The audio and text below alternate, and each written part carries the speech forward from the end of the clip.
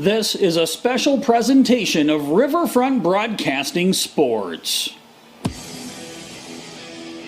It's time for the 2021 Boys State Hockey Tournament. Boys State Hockey is brought to you by First National Bank, Envirotech, Taco John's, and Xander Auto Parts. And also by Fisher Rounds, Kubota, Dakota Land, The Clubhouse and Pier, Weatherall, and Hermanson Endodontics. Boys State Hockey Tournament coverage is also brought to you by Oahe Federal Credit Union, Fastenal, Tickled Pink, the Shields Iceplex, Midwest Hockey TV, and Grey Goose Store and Social Club. State Tournament hockey coverage is also brought to you by Leisure Palace Pools and Spa, Reliabank, Pelican Power Sports, Pizza Ranch, and Sunmasters. And now with the call of the action, here's Jeff Anderson, Jim Lloyd, and John Winkler.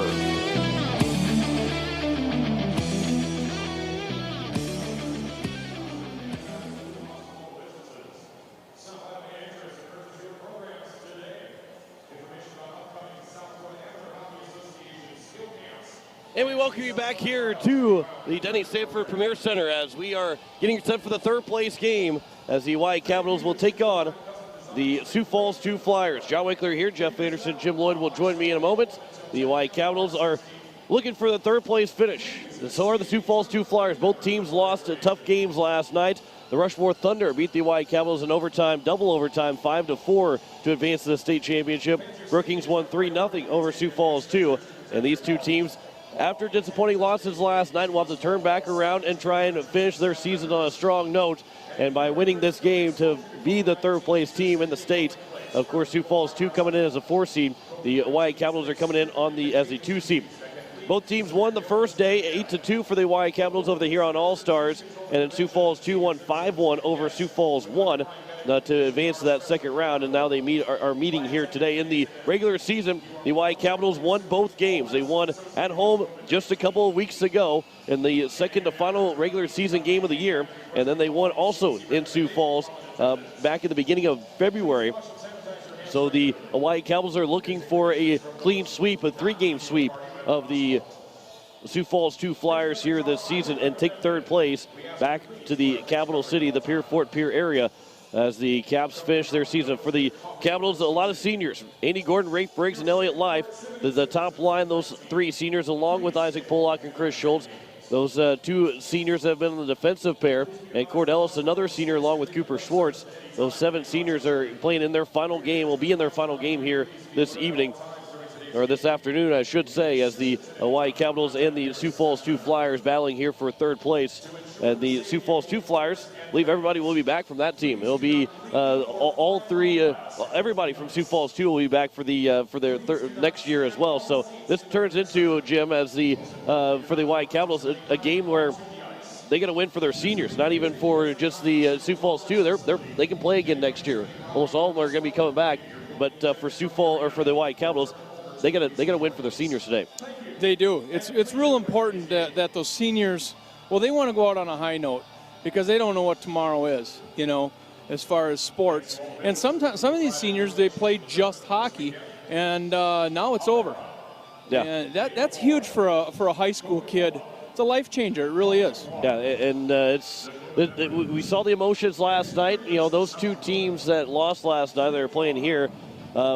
They were dejected because their state championship hopes, and these 2 teams were coming in expecting to win a state championship, but those losses really dejected them, but they've now got to turn back around.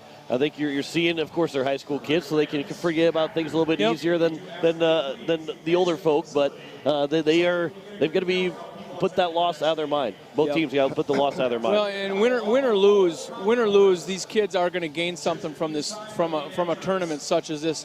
Even if you you don't go where you're supposed, you don't get to compete for a state championship.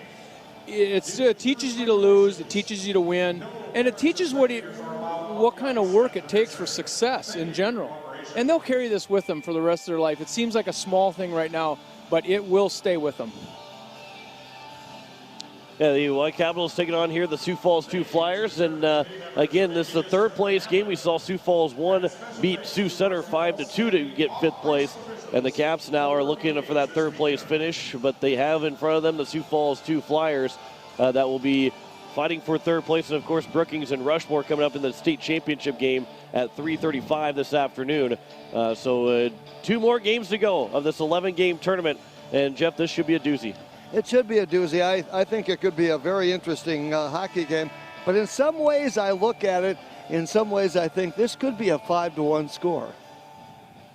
It really could be. I really think it could be a 5-1 game. And I don't know what these two have done against each other. I haven't looked. Capitals won both. Okay. And I would look for them to win again today. I really would. I think it could be a 5-1 score. It's gonna be an interesting one. It's gonna be a good one. I'm excited for this third place game, and it's also interesting too is to be able to talk to Isaac Pollock's dad a little bit here before he got back on the air, and you can feel they don't want this game to really start. They want to keep they want it to start, but they don't want it to ever end. Yeah, because you know, the senior Isaac Pollock, this is his last game along with the other 7 seniors here, or 6 seniors along with Isaac Pollock being the 7th. These parents don't want this season to come to an end. They don't want see their kid not play hockey anymore. No, that's right. But it's there, and that's the reality of it. Yeah. And then, of course, it'll be next year, and they'll go, where is he? Yeah. You know? And I've gone through that twice. And I maybe don't have that feeling yet because I still have 2 daughters yet to play. But you have to put it in perspective. And the next chapter is pretty good, too. You know, 2 of my sons are off in college and doing their thing, and one is playing football. And I mean, you have to look for the next chapter. And it's just as fun as the last one. It really is. And enjoy it. Enjoy this moment. Yeah, because they're gone before you know it. Yeah. The Hawaii Capitals take on the Sioux Falls 2 Flyers. We will take our pregame break, and we will come back with Puck Drop. You're listening to the state tournament on Capital City Rock, CapitalCityRock.com, 1480 KSTR, and on YouTube at Capital City Rock Sports. Hello, hockey fans. First National Bank is excited to sponsor the 2021 Varsity Hockey State Tournament. Good luck to all the talented players, and a special shout out to our hometown team, the Hawaii Capitals. At First National Bank, we're always on your team and ready with the assist to reach your financial goals. Check us out at firstnationalbanks.com or at First National BNK on Facebook. Member FDIC and an equal housing lender. The frigid air of winter and the blistering heat of summer can really put a dent into your pocketbook. The gang at Weatherall Roofing and Insulation in Pierce say, just foam it. Saving money on your energy bills is what it's all about with Weatherall Roofing and Insulation. Let Weatherall Roofing and Insulation help you save money with their custom spray foam or blow-in fiberglass insulation. Call 224-7982 for a free estimate. And remember, just foam it. Drop that puck! Drop that puck! Drop that puck! Hey, hockey fans, before or after the game, come on out to Grey Goose Store and Social Club. Dine in, carry out, stop by for refreshments, fill up your tank with quality fuel. We've got it all at Grey Goose Store and Social Club, just off of Grey Goose Road, behind the red line of the capital city. Go Capitals!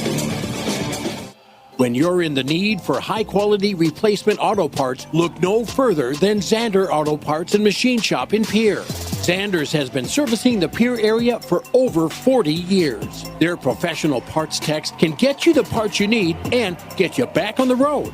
Stop by Zander Auto Parts and Machine Shop at 500 West Sioux in Pierre or call 224-9221. Zander's, your source for domestic and foreign auto parts and accessories. When you're looking for quality trash pickup services, look no further than Envirotech. 6 days a week, their trucks are on the road picking up trash, even holidays. They're also the place to contact for recycling services. Their friendly, professional staff is ready to assist with weekly pickups or even special pickups. Check out the website at EnvirotechWaste.com. Envirotech is locally operated. Call 224-4804. Envirotech Waste Services in Pierre, proud to support high school athletics. And we welcome you back here to the Denny Sanford Premier Center as the Hawaii Capitals are taking on the Sioux Falls 2 Flyers for third place. And again, we welcome you in on the Capital City Rock Sports on YouTube, on Capital City Rock, and on 1480 KSDR. The final 2 games are coming up. The third place game, and then we'll have the championship game. We'll have the starting lineups here in just a moment. Looks like Kieran Duffy, who lost the game, was a losing goalie. I should say lost the game. He didn't lose the game. Nobody really did. But he looks like to be the goalie in net. It might be Carter Scholes as well. I can't tell. Can't see the numbers. Third place game features the visiting Sioux Falls Flyers varsity 2. Against the home team on the scoreboard, the Oahe Capitals. Let's make the starting lineups for both teams. First for Sioux Falls. Starting at goal number 1, Ryan Flanagan. On defense number 16, Jack Siebert. On defense number 17, Cade Edwards. At forward number 6, Nick Lord. At forward number 29, Corey Perdanes. And at forward number 27, Anthony Mallon. Flyers varsity 2 are coached by Connor Halbert, Curtis Egan, and Mason Evans. Now for the Oahe Capitals. Starting goal number 33, Carter Schultz. On defense, number 34, Christopher Schultz. On defense, number 22, Isaac Kola. At forward, number 24, Rafe Briggs. At forward, number 18, Andrew Gordon. And at forward, number 10, Elliot Light. Coaches for the Capitals are Stephen Steele, Brian Henderson, Jonathan Kotilnik, and Paul Nelson. Officials for today's game, as assigned by the South Dakota Hockey Association, are closed. Your referees today are Ron Johnson and Brett Schutt. Linesmen Adam Kinney and Justin Bass. Folks, the anthem has been played. The pucks are on ice. Let's play hockey! We're ready to go. Carter Scholes will be in nets. He got the win on Friday. Gets here on All-Stars, an 8-2 win. Ryan Flanagan, he's 1-1 here in the tournament with a 5-1 win against Sioux Falls 1. And then was, his team was shut out in front of him, 3-0. He gave up those 3 goals to Brookings. But for Flanagan, can't win with 0. No. As much as a goalie would love to win, you'd love to get a shutout, but you can't win without your other team, with your team in front of you scoring a goal. So they're going to be looking for that today. They're going to be looking for a goal to be scored here early on to get them going for Sioux Falls too. Oahe Capitals, again, this is the 5 seniors that are in the starting lineup, along with then Carter Scholes, a junior and goalie. So Cord Ellis, Cooper Schwartz, the other 2 seniors. As we have 17 minutes on the clock, we're ready to go here for the third place game. Elliott Life against Anthony Vollen for the opening faceoff.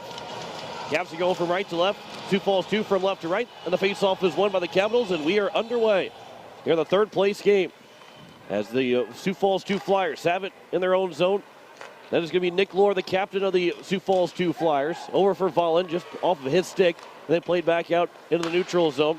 Here for Sioux Falls 2 to dump back in. Chris Schultz from behind the nets. He'll play it around for Elliott Life. And Life rolled off of his stick. That shot gets blocked down by Chris Schultz, and an easy pass out to Andy Gordon. Gordon will throw it in. He'll wrap it around the boards, but stopped off by Flanagan behind the net. And they'll play it back the other way for Gordon as backhand pass to the slots, intercepted by Anthony Vollen. And here comes Vollen now. He'll dump it in for the Flyers. And often after it is Corey Perdames as the third line's going to get out there. There's a huge check early on Chris Schultz. Back from the Flyers. That was from Perdames. And then Elliott Life will carry it in. Just went behind him. And then Rafe Briggs has sealed off the puck where Max Moore will grab it. And Moore will bring it in the zone. He'll toe drag that shot, and that's sticked away by Schultz. Play back around to the far side. Cordellis gets on the ice first, and there's a pass intended for Keenan Howard that goes wide and down for an icing with 15:49 to go here in the first period. Are you going to sit for this whole one, John? I'm going to try and sit. I don't know if I can sit all the way. Depends how it goes. Depends on how it goes.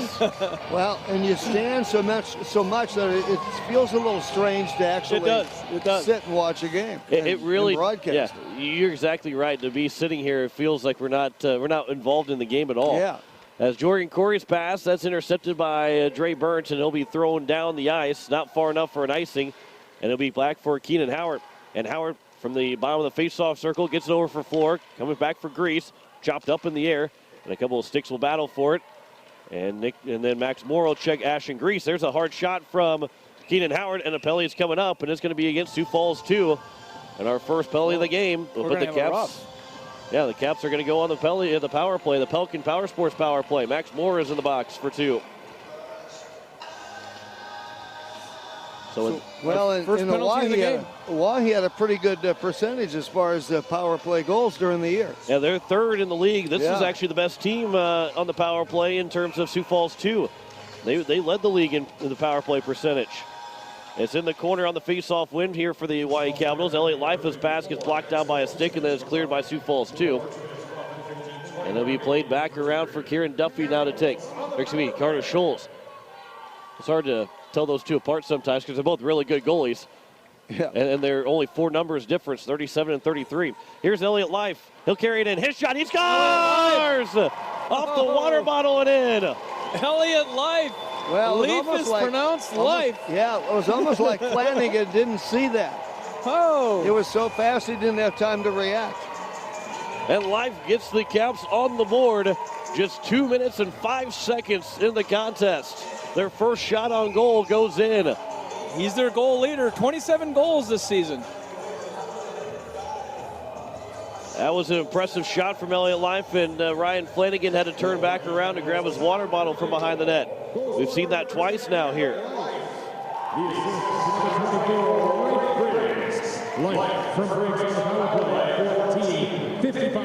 And those two seniors get the scoring started here for the Capitals, as they will be taken out by Sioux Falls 2 at 2-on-1 coming into the zone. Malwitz is in. His shot save made by Scholes. The rebound goes all the way through the blue paint, and they couldn't get the shot away again. Comes back to the slots or for the point of the shot, and that one goes back behind the net. And now we'll have a penalty coming up. And is it going to be on Cordellis? I believe it might be. On that little flurry, Schultz found himself behind the net and had to come all the way around the net and back into the crease. Well, it's good to see Cordellis out there because he was having some knee problems, leg problems earlier in this tournament. Yeah, late in the season, actually. Yeah, he got hurt against Sioux Falls 2 and missed all the way until the final weekend of the regular season, and he was able to return. But it was not, he did get hurt a little bit in the state tournament as well, but it's good to see him back out, although he's now sitting in the penalty box. Pass goes across from Vockler, and there's a one-time chance that gets blocked away from Isaac Pollock that came from Nick Lore. That pass to the slot off the skate of Chris Schultz, and it will come all the way back out for Zach Vockler to take. And Vockler will back skate all the way into his own end. Fans on a pass attempt that goes all the way back on net for Flanagan, and he'll pass it back over for Vockler, but Nick Lore had to now take it. And here is Nick Lore into the neutral zone, and right at the blue line, delayed offside, but the Capitals have the puck. And Elliott Life will dump it in, a bouncing shot that an easy one for Flanagan to take. And now Jorgen Corey plays it over for Lore. Up for Max Moore. Anthony Vollen will take it. And Vollen will try and lean on Rafe Briggs to get the pass over for Corey. Back up, Vockler the one-timer. Rebound chance for Lore. And that one went wide. Actually, it was blocked up by Isaac Pollock. The one-timer went wide for Vockler. We played back around. Here's another power play opportunity. Still the first one of the game for Sioux Falls 2. 55 to go on the man advantage. Bringing it in, Corey to the faceoff. Not a shot in the save made by Schultz. A wraparound chance. It comes out the other way. And the net comes off its mooring, so we get a whistle with 13:09 left to go here in the first period. Sioux Falls looks pretty good there on the power play, controlling the puck. You see a lot of wraparound shots, don't you? We haven't had anybody stuff it in yet. No, but you sure see a lot of that effort. Yeah, the success must be like a 10% success rate on a wraparound. Very rarely do you see one go in.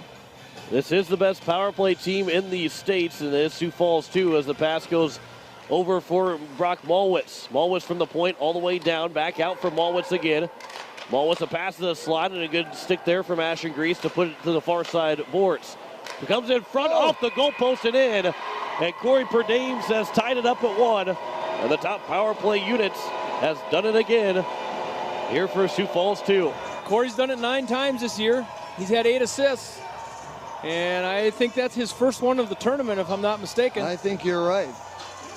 He found himself right on the top of the crease, and it was nothing but the back of the net for Corey Perdims. So 1 for 1 on both teams on the power play. You don't think it's important to stay on the penalty box? Sievert will get the assist. And it's going to be 1-1. Here's our score as the White Capitals try and bring it back in. Here is Cordellis. He's right back on the ice. He gets thrown to the boards. And it'll be played back up the boards.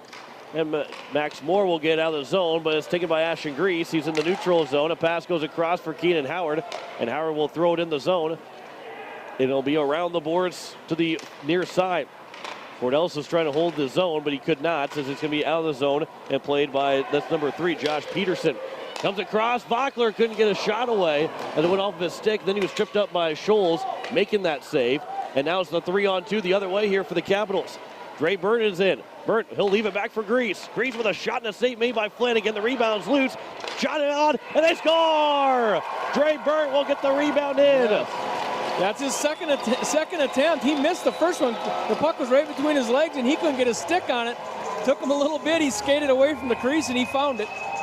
11:49 to go, and it's 2-1 already for the Oahe Capitals. High-scoring game, Jeff? Might What do you think? 8-6, who knows? It's a great start for both teams. A lot of people like to see a lot of scoring. Burt had 6 goals in the regular season. He's got a big one here in the third-place game to make it 2-1 for the Caps. They're going to give an unassisted goal to Dre Burt, but Ashton Grease was the first one to get the shot away, and he got the pass from Dre Burt. He played around. That went off the boards. That went off a tough angle right there. It was near the Zamboni door, but it wasn't at the Zamboni door. Maybe he hit that corner around where the Zamboni door opens, the hinge right there, and it came back out towards the front of the nets. In game 1 today, something hit over there and had a weird carom. There must be a lump in that board over there. Here's a face-off to the left of Scholes. There's a shot that goes wide. Excuse me, it was to the right of Scholes. It was on the far side. And it'll be on the near side boards and out of the zone and back into the neutral zone. It'll be taken here by Cade Edwards. He blows a tire in his own net. Oh, and then they pays the price. Yeah, falling over on top of it was Elliott Life. Perdames has it back behind his own net. Edwards plays it across over for Sievert. And Sievert will escape the zone after being hounded by Rafe Briggs. And now Ashton Grease will come over and check him into the boards. And then Sievert threw him to the ice. Grease had to go retrieve his stick, and now Rafe Briggs will carry it in. Rafe Briggs on, he is dumped. There's a penalty coming up on Sioux Falls too. And it will be a hold. And the Caps will have their second power play where they're already 1 for 1 so far. I think they should call a tackle on that. Yeah, Brock Malwitz will go to the penalty box. So a hold on Malwitz. And the second power play for the Capitals. Both teams' penalty killers have been unsuccessful so far. The face-off will be won by Grease, but was almost taken by Corey. A batted puck out of the air, but is played here by Dre Burt. Back for Malwitz, and Malwitz will clear the zone and intercepted the pass from Burt. And he'll play it all the way back, and Cordellis now will have it as he'll circle around his net. His pass goes up, looking for a stretch pass for Jaden Floor. He'll kick it in the zone, and then Floor the big check. And Dre Burt will hold the zone in, trying to get it back over for Floor. It'll be played back around for Burt. And Burt will try and leave it up the ice, but it did not have enough strength to get back to Howard. And then it's cleared away by Jorgen Corey. Cordellis, he'll avoid a huge check over there on the Zamboni doors. Ashton Grease will carry it in onside. No, it was offside. Referee got he was up on the bench, and then he came back down. He went to make sure he's laying on his skates before he blew the whistle. Found his whistle, and a little late for an offside, but that's all right. He got it. 10:03 left to go here in the first period. 1:17 is left in the man advantage here for the Hawaii Capitals. Andy Gordon, he'll get hounded by Carson Clark, and he'll turn the opposite direction. Now giving a pass over for Isaac Polak. His pass nearly intercepted, but it's taken in by Rafe Briggs on a good move. And Briggs now will circle at the face-off circle and over for Elliott Life. Life staying on the top of the circle. That pass attempt for Schultz. Schultz was intercepted, and it'll be all the way down on net. And then Carter Schultz will cover for a whistle because of Carson Clark coming over and not allowing Schultz to play it. So still 49 seconds left to go here on the power play with 9:35 to go in the first period. And this 2-1 score between the Hawaii Capitals and the Sioux Falls 2 Flyers.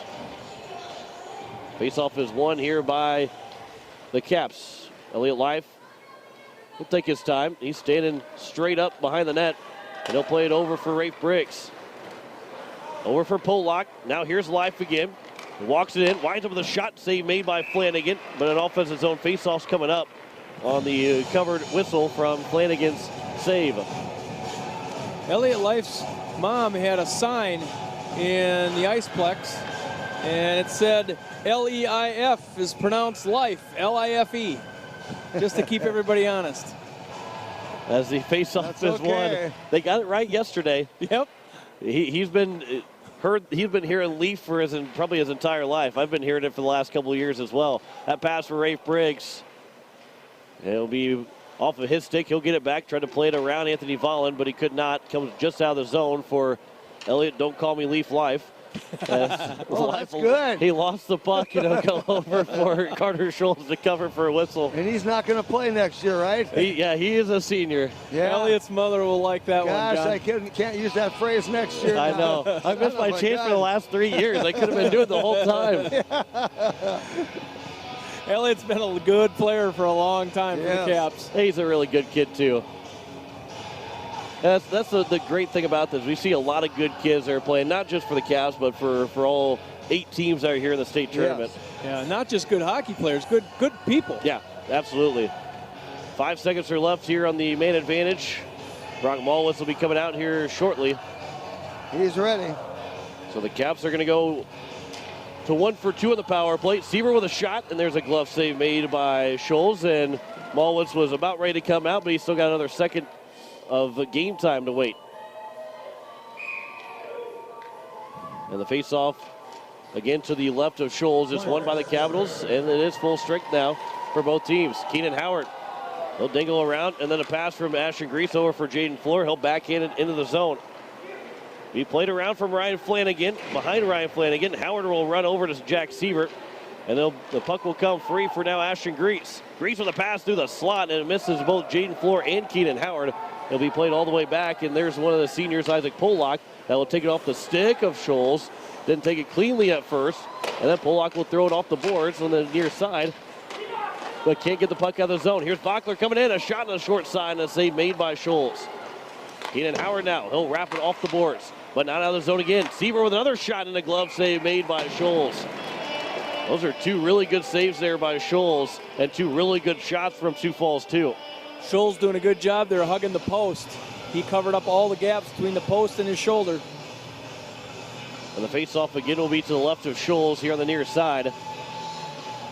The Jumbotron's got our game going as well, yes. or I guess got the video going that you're seeing on YouTube at Capital City Rock Sports. As Rafe Briggs will race in the neutral zone off the faceoff. And Briggs is in. He might have got toe picked behind by himself. And then he'll be dumped. I don't think he even blew a tire that time. No, I don't think he did blow a tire. He just tried to stop, and the feet were trying to keep going when he was trying to stop. That's how I cross-country ski. Straight Burts. The video on that one was going to be pretty good.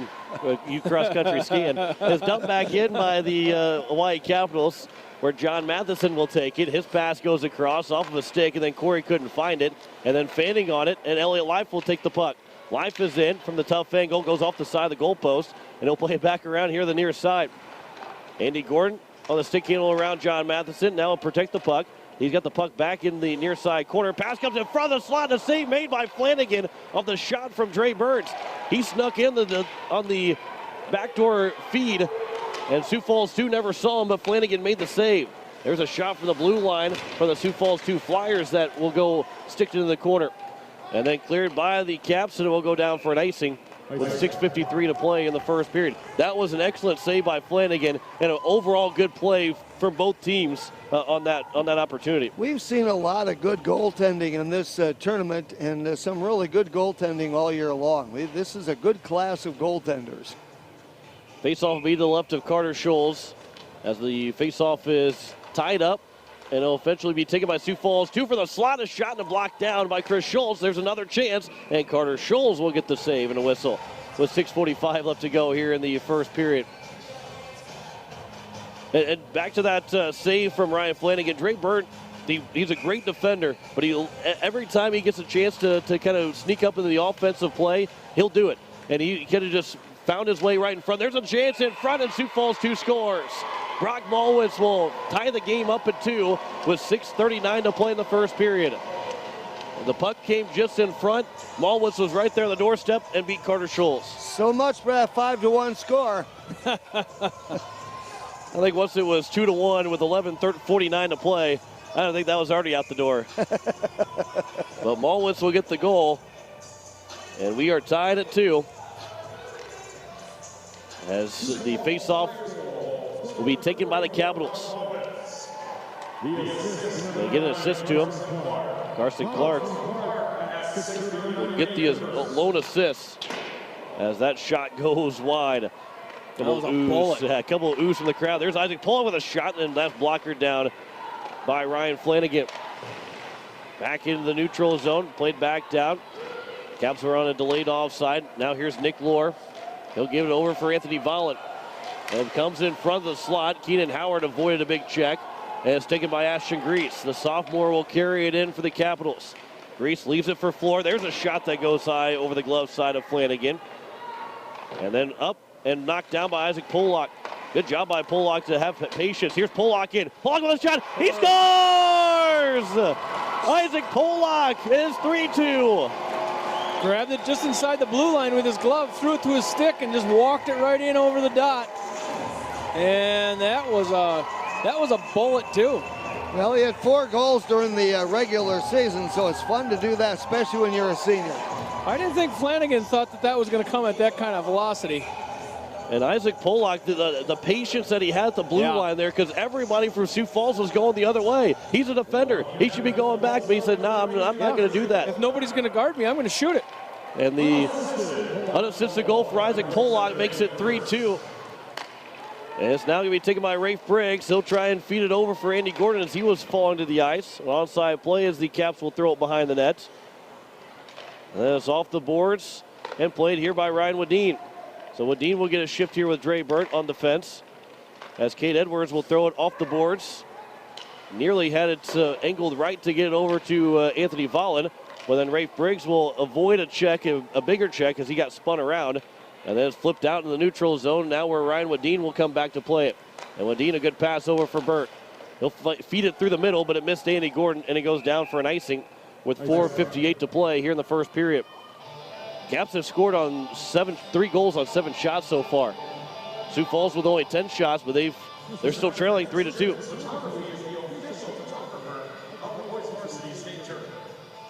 Face-off will be coming to the right of Carter Scholes.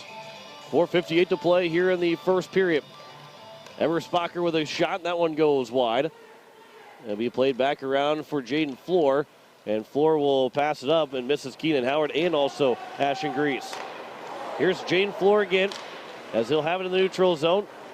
Good stick check, but then he'll come back to Howard in the neutral zone. And at the blue line, he'll carry it in. Caps are trying to get it deep, but Jack Sievert now in the corner will reverse the angle. And Ashton Grease will tie up around the boards again to the near side. Pass comes in front for Howard. He'll turn with it, but he couldn't get a clean shot away.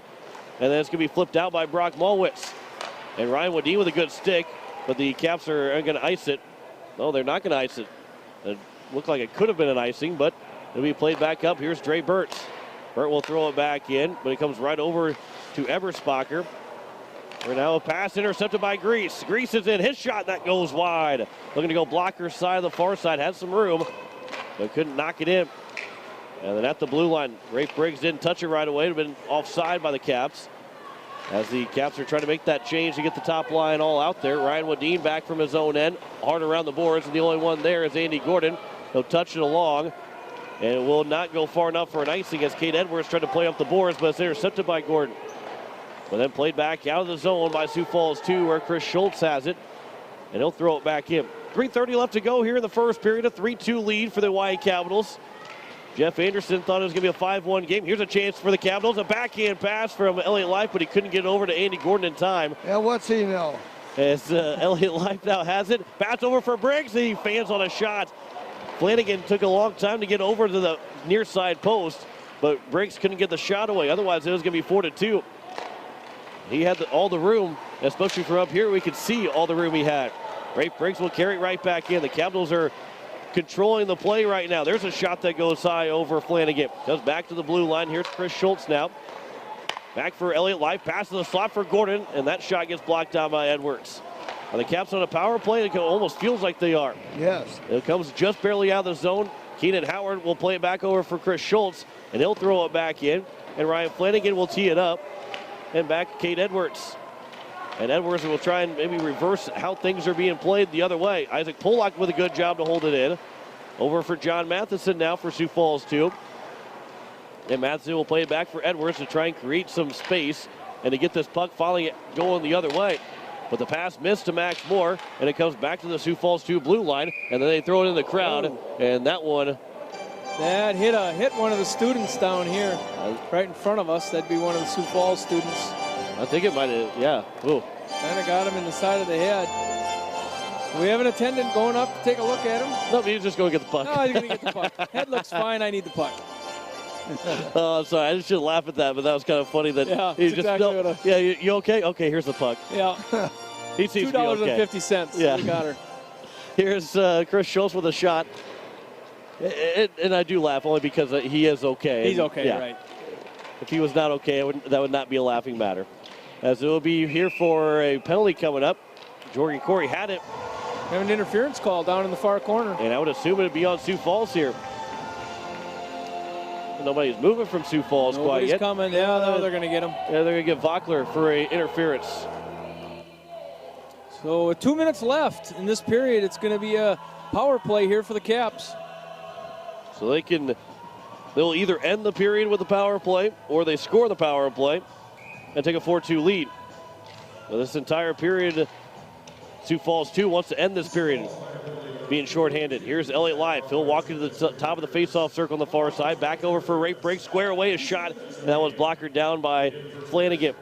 Andy Gordon in the corner. He lost the puck as Max Moore now will escape into the neutral zone, looking to attack shorthanded. Pass gets knocked off of Rafe Briggs. Back for Moore. Shot and a save made by Scholes. And now the Caps can go the other way with a 3-on-2 as Rafe Briggs will carry it in the zone.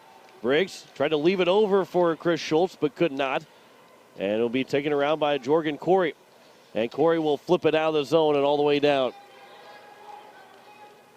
Carter Scholes will tee it up for Elliott Life with 1:15 left to go here in the first period. And that's how much time is left in the power play. And Elliott Life gets no resistance as he'll carry it in the zone. He'll play it back over for Briggs. Two players were going after him. And it was turned over, and now here's a 2-on-0 the other way. 2-on-0, a short-handed chance for Sioux Falls 2. A pass across, and Carson Clark couldn't get a shot away. And then the net came off its moorings from Carter Scholes. And that's a huge missed opportunity for Sioux Falls 2. Elliott Life took a stab at it as it came out of the zone and missed it, which he doesn't do very much, and Sioux Falls was off to the races. Missed opportunity there for Sioux Falls for a short-handed goal. 54.5 to go in the period. Also, how much time is left in the power play. Caps are 1 for 2 so far. Sioux Falls 2 is 1 for 1 in the power play. 3-2 is our score. As the Caps have led 1-0, 2-1, and 3-2. Here's Dre Burnt. Carries it in. And Burnt off of his stick, trying to tie up. It'll be played back and out of the zone by Sioux Falls 2 with 35 left to go in the period. Jaden Floor will throw it around the boards. Coming in the near side. And Keenan Howard will take the puck. On his back end, we'll play it around for John Lyons, who's out here on the power play. First time we've said his name this afternoon. With 17 to go here in the period. And Sioux Falls 2 will get the puck, but they can't clear the zone quite yet. That's flipped up and out of the zone with just 10 seconds left. Carter Scholes will come out of his net to play it. And they'll play it up the boards across from Corey Perdames. And then Ashton Grease will duck under a check, but he is hit hard. He might have taken a knee to the back, and his helmet came off, or his helmet got unclipped. Might have broke his helmet for the face mask. 0.9 seconds left in this period. And along with the power play, they're going to expire at exactly the same time. Boy, that's a dangerous play, and I think the referees, I don't know if they blew the play dead to say that because of Ashton Grease potentially being hurt or if it was offside, but thankfully he got up because that could have been really, really dangerous. And he now has to go to the locker room because the period's over, but he's also probably doesn't want that to happen. The adrenaline's going to wear off for a little bit, and that might start to hurt a little bit more. Yeah, his head might ring just a little bit on that one. 3-2 is their score after the first period. Goals in the period for Elliott Life. It was Corey Perdames that tied up at 1-1. Dre Burke made it 2-1. Brock Mulwis made it 2-2. And Isaac Pollock got the last goal of that period to make it 3-2. And that is where we sit at the end of the first period with Sioux Falls leading in shots 11-8. We'll step aside. We come back with the first intermission. You're listening to the state tournament on Capital City Rock, CapitalCityRock.com, 1480 KSDR, and on YouTube at Capital City Rock Sports.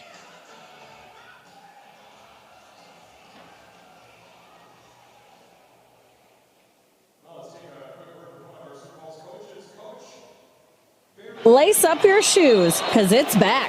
ReliaBank's March Mortgage Madness. Apply for a mortgage in March, and when your loan closes, You could earn $500 that will be deposited into your ReliaBank account. visit your local ReliaBank branch or go to ReliaBankMortgage.com for more details. Terms and conditions apply. Home purchase applications only. Subject to loan approval.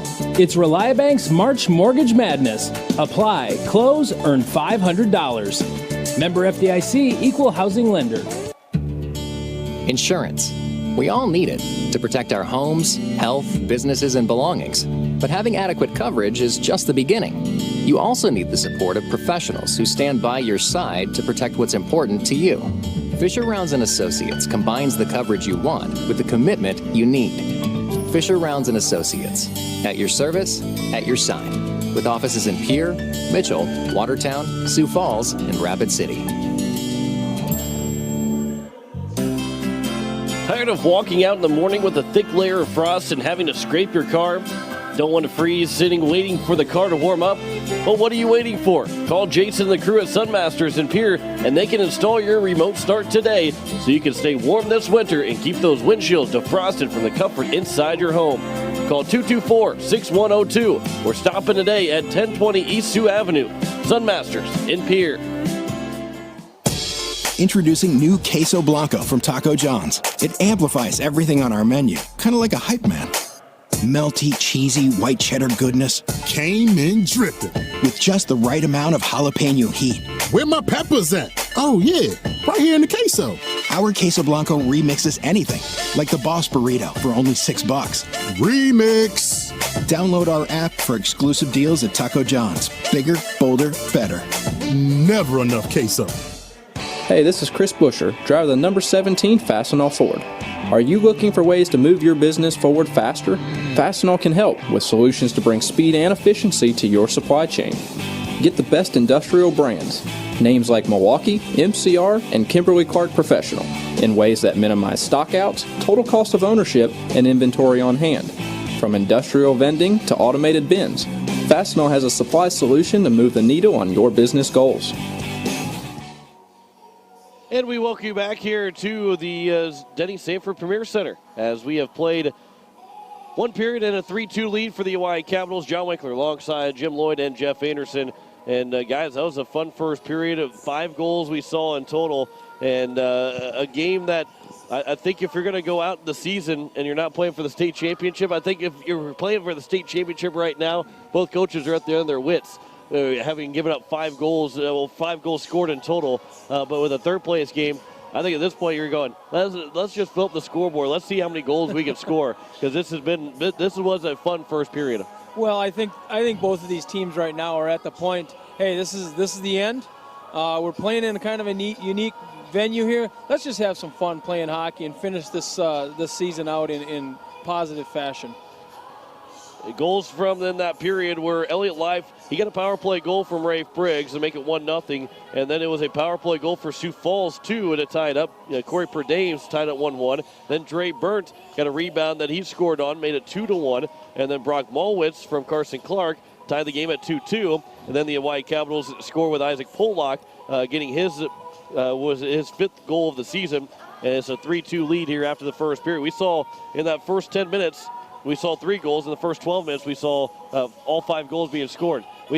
This seems to be like it might actually be a long, high-scoring game. Yeah, and that'd be all right. People like to come and see scoring. The kids love to see scoring. It's your last game. Let's go out with a goal or an assist and some of those things, so why not? Yeah, and there's no pressure on either one of these teams right now. Absolutely not. They have fun playing hockey. And it doesn't mean that the goalies are doing a bad job. No. It just means that we have some talented kids out there that can put the puck in the net. And I think you're right. Obviously they try hard every game, but I think this one they're probably a little bit looser. Yeah. Because I think the seniors are kind of they don't want this game to end, but they want to go out on a high note and they want to score as many goals as they possibly can their last game.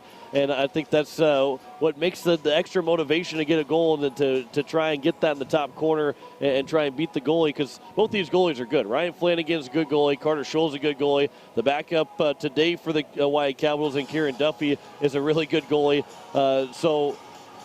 But that just tells you how good the shooters are in this game. Yeah, they've come a long way. The skill set, and of course, Jim has mentioned that during the tournament itself last week and this week. Skill set has improved so much in the last 5-10 years that these kids can do a lot with a puck. And that's what makes it fun. People like to come out and see a lot of scoring. I'm one of these people who like to see a 2-0, 2-1, 1-0 score once in a while too, because I always say I don't care what level it is that you're playing. If you can get a shutout, that's a heck of an accomplishment. Yeah, because there's not many shutouts to go around here in high school hockey. No. So I'm always amazed at the skill level with these kids. How they'll come around the boards and they lose it off their stick, they hit it off their, they kick it back up off the wall to their stick.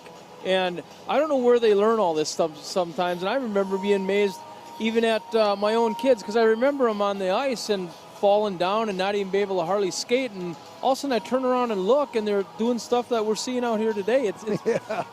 It's unbelievable how these kids can skate and not think about skating. Well, they don't think about skating at all. And it's going to do nothing but continue to get better over the years. Oh, yeah. With all the opportunities they have, the camps they have, and there's so much ice now year-round, things like that you can do some of this stuff. And the competition right now in South Dakota hockey is driving these skills.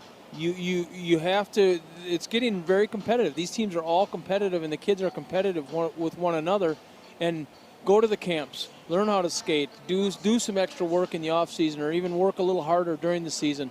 But as the competition continues to be tightened up in this South Dakota leagues, the skill will continue to get better and better and better. Well, a lot of these kids are busy year-round with sports. A lot of these kids are not just one sport athletes. They're 2 and 3 sport athletes. So they stay in pretty darn good shape. But when you stop and think about it, sometimes you could be playing baseball and you'll go to a hockey camp in the summer. Right. And or a football camp, or maybe both. But there's so many opportunities out there that were never there 15, 20 years ago. Right. And multi-sports is big for hockey development. And in fact, if you look at the USA hockey modules and so forth like that, they say over and over, play other sports. If you're going to play golf, if you're going to play baseball in the summer, it does relate to hockey. It's hand-eye coordination and different muscle groups and the thought processes that go into it. So multi-sport athletes tend to pick up the hockey sometimes better, I think. Yeah. And they all relate together. But hockey has its own set of skills and its own set of motions. And not only will it exhaust you physically, but mentally, after a hockey game, you're wore out. Yeah. Well, if you've done your job, you are. You're wore out. Yep. That's right. 3-2 is our score here after the first period. We will step aside and come back with more of the first intermission. You're listening to the state tournament on Capital City Rock, CapitalCityRock.com, on 1480 KSDR, and on YouTube at Capital City Rock Sports. Dr. Brian Hermanson serves Central South Dakota with specialty root canal treatment. Hermanson Endodontics aims to provide root canal treatment that is not only comfortable, but has a quality first emphasis. We believe that by preserving as much healthy tooth as possible, we can help you retain your natural teeth longer. This is accomplished with state-of-the-art three-dimensional imaging and the dental operating microscope to guide diagnosis and treatment. Ask your dentist if a root canal specialist is right for you. Hermanson Endodontics, 1709 North Lincoln Avenue in Pierre. When you're in the need for high-quality replacement auto parts, look no further than Zander Auto Parts and Machine Shop in Pierre. Zanders has been servicing the Pierre area for over 40 years. Their professional parts techs can get you the parts you need and get you back on the road. Stop by Zander Auto Parts and Machine Shop at 500 West Sioux in Pierre or call 224-9221. Zanders, your source for domestic and foreign auto parts and accessories. If you live, work, worship, or attend school in any of our 27 counties, Dakota Land Federal Credit Union is the best way to harness the power of a not-for-profit financial institution. Locally owned and operated, Dakota Land is known for competitive rates, local decision-making, and local loan servicing. An auto or home loan at any of our 11 convenient locations keeps your money where it belongs. At home, let's put the power of a local financial cooperative to work for you. Dakota Land, Equal Housing Lender, member NCUA. Hello, hockey fans. First National Bank is excited to sponsor the 2021 Varsity Hockey State Tournament. Good luck to all the talented players, and a special shout-out to our hometown team, the Hawaii Capitals. At First National Bank, we're always on your team and ready with the assist to reach your financial goals. Check us out at firstnationalbanks.com or at First National BNK on Facebook. Member FDIC and an equal housing lender. Introducing new Queso Blanco from Taco John's. It amplifies everything on our menu, kind of like a hype man. Melty, cheesy, white cheddar goodness. Came in dripping. With just the right amount of jalapeno heat. Where my peppers at? Oh yeah, right here in the queso. Our Queso Blanco remixes anything, like the Boss Burrito for only $6. Remix. Download our app for exclusive deals at Taco John's. Bigger, bolder, better. Never enough queso. As we welcome you back here to the Denny Sanford Premier Center, as it is a 3-2 lead for the Hawaii Capitals over the Sioux Falls 2 Flyers after the first period. 11-8 in shots in favor of the Sioux Falls 2 Flyers, but the Caps are 1 for 3 on the Pelican Power Sports Power Play. Sioux Falls 2 is 1 for 1 so far on the Pelican Power Sports Power Play. Guys, an interesting first period, and you probably expect to see maybe, you might see teams kind of adjust to tighten up a little defensively. But I think we're still going to see a lot of goals being scored in the second period. I think this is when a lot of individual talent takes over in a game like this, and I think we'll see. I think we could see a lot of goals. At least it is stretching out that way. Earlier today, Sioux Falls, of course, won the consolation championship 5-2 over Sioux Center, and of course, still to come, game 11 of this 3-day 11-game tournament. Brookings and Rushmore playing, of course. And that'll be the battle for the championship. Game 11. We're already talking about Game 11. This is Game 10. This is Game 10. And how can it be? This is Game 21 of 22 for us the last 2 weekends. That's hard to believe, too. 22 hockey games. And you wonder at times why we're dragging a little bit. Oh, not dragging at all. And when we don't make any sense at all. That's right. 22 games is why. We have played one full period. We will come back with the start of the second period. You're listening to the state tournament on Capital City Rock, CapitalCityRock.com, on 1480 KSDR, and on YouTube at Capital City Rock Sports.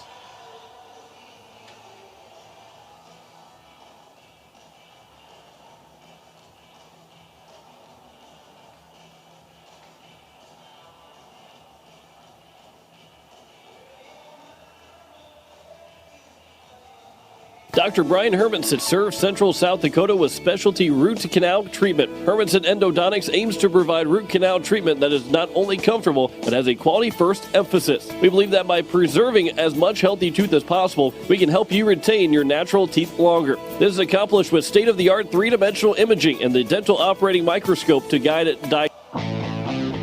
Hello, hockey fans. First National Bank is excited to sponsor the 2021 Varsity Hockey State Tournament.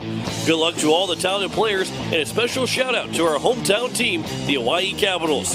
At First National Bank, we're always on your team and ready with the assist to reach your financial goals. Check us out at firstnationalbanks.com or at First National BNK on Facebook. Member FDIC and an equal housing lender. Tired of walking out in the morning with a thick layer of frost and having to scrape your car? Don't want to freeze sitting waiting for the car to warm up? Well, what are you waiting for? Call Jason and the crew at Sunmasters in Pierre, and they can install your remote start today so you can stay warm this winter and keep those windshields defrosted from the comfort inside your home. Call 224-6102 or stop in today at 1020 East Sioux Avenue. Sunmasters in Pierre. In 2020, we learned keeping close to home and family is more important than ever. As a locally owned and operated financial institution, Dakota Land Federal Credit Union has been keeping it close to home since 1935, offering you a full lineup of services with local decision-making and local servicing. If you live, work, worship, or attend school in any of our 27 counties, Dakota Land Federal Credit Union is as close to home as it gets. Equal housing lender, member NCUA. The Clubhouse Hotel and Suite. At the Denny Sanford Premier Center, we are set for the second period. John Eichler alongside Jeff Anderson and Jim Lloyd.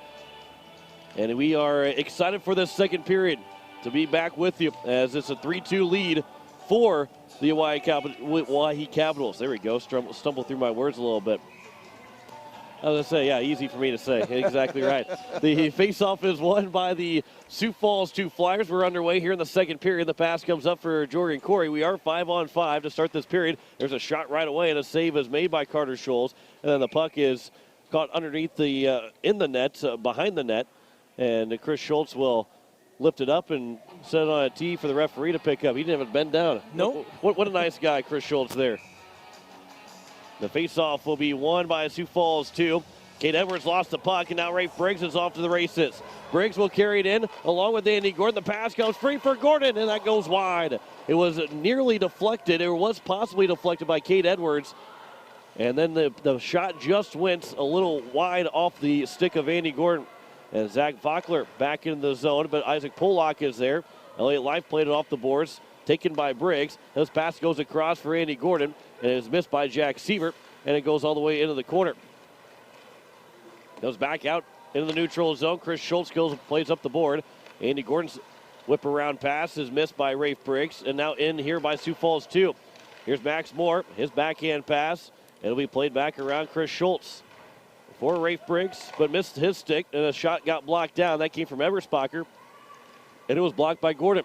Here's Briggs in the zone. Briggs late on a shift. He's played over a minute here in this second period already, and then he gets taken down, and he's lost his stick was tied up with one defenseman, and then it will play down again, but it's not going to go far enough for an icing. It was waved off as Dre Burt has to go back behind his net, teed up by Carter Scholes to be played up forward. Nick Lohr has it in the attack again. His pass goes across for Perdames, lost off of his stick.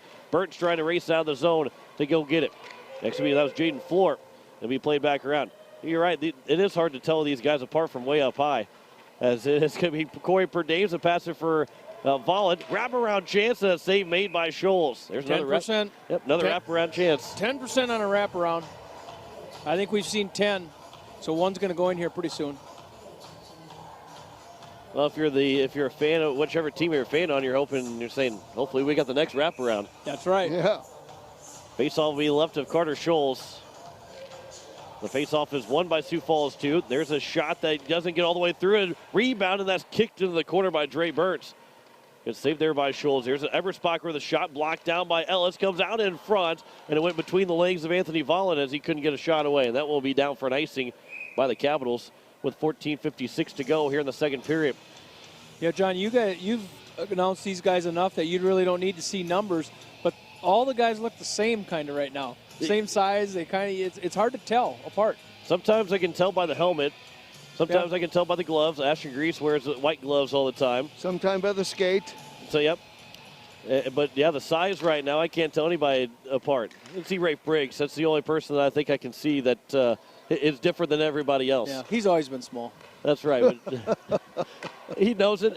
He has a lot of fun with it. Ford Ellis He'll get the puck. He'll bring it in. And he'll play it over here for Jaden Floor. Pass goes for Ashton Grease, and that one went off of his skate. And then pass it across and went off the stick, but not on the stick of Carson Clark, so we'll have to try and retrieve it behind the net, but he was sealed off by Dre Burnt and then tipped out of the zone by Ashton Grease. Here's Edwards. He gets run over by Keenan Howard. That's a big check there from Howard. Don't see him get too physical very often. Ashton Grease, he fans on a pass attempt for Howard, and then it'll be played back in the neutral zone. And Grease again trying to pass it over. 4 players in the boards tangled up for it, and there's another big check by Keenan Howard. Yeah, Howard doesn't get physical at all. He plays, he's got 2 huge checks there. Carson Clark has to go to the bench after that second check. He was late on a shift. He was a little slow to get up as well. And Ashton Grease carries it in the offensive end.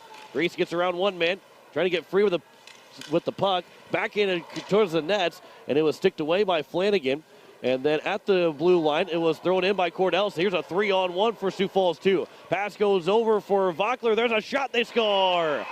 Zach Vockler makes it 3-3 with 13:31 to go. And a 3-on-1. It's hard to stop the 3-on-1. Yeah. Well, the defender was burnt there, I believe, and he did exactly the right thing. He stayed over on the pass side and put the shooter one-on-one with the goalie. That's exactly what he has to do. So now Vockler gets into the fun, as we've had 6 different goal scorers on the 3-3 tie that we have here in the second period. And here's Vockler again, right back in. He tried to toe drag, but he lost the puck. Elliott Life will lose the puck back for Max Moore. And Jorgen Corey is the one that gets the assist, as it'll be played back out by the Capitals. Nice feed across to Elliott Life from Andy Gordon. Now here's Briggs. He'll turn circles and throw it over for Isaac Pollock. Pollock will throw it down over for Life.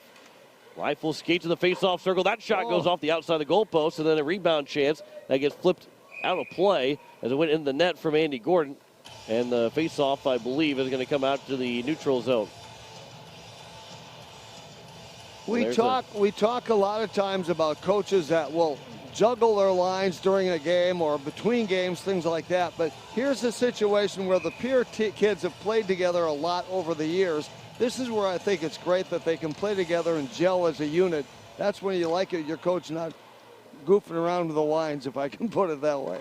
As Kate Edwards, sometimes you're exactly right. Sometimes you get a little frustrated with coaches. You see it in the NHL more so probably than high school hockey. But the NHL, and maybe college as well, they change the line so much. As per Dames, he was in the slot, he passed up a shot, and now Edwards will throw it towards the net. That one got blocked up. Edwards again with a chance. That hit his own teammate in Vollen, and it'll be taken back behind the net for Chris Schultz.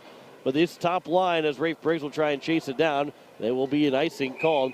This top line has worked so well together, and Coach Steele said it from the beginning that there's no way you can break those guys up because they play so well. They mesh. They know what the other is thinking, and Rafe Briggs echoed that too. And I talked to him before the state tournament.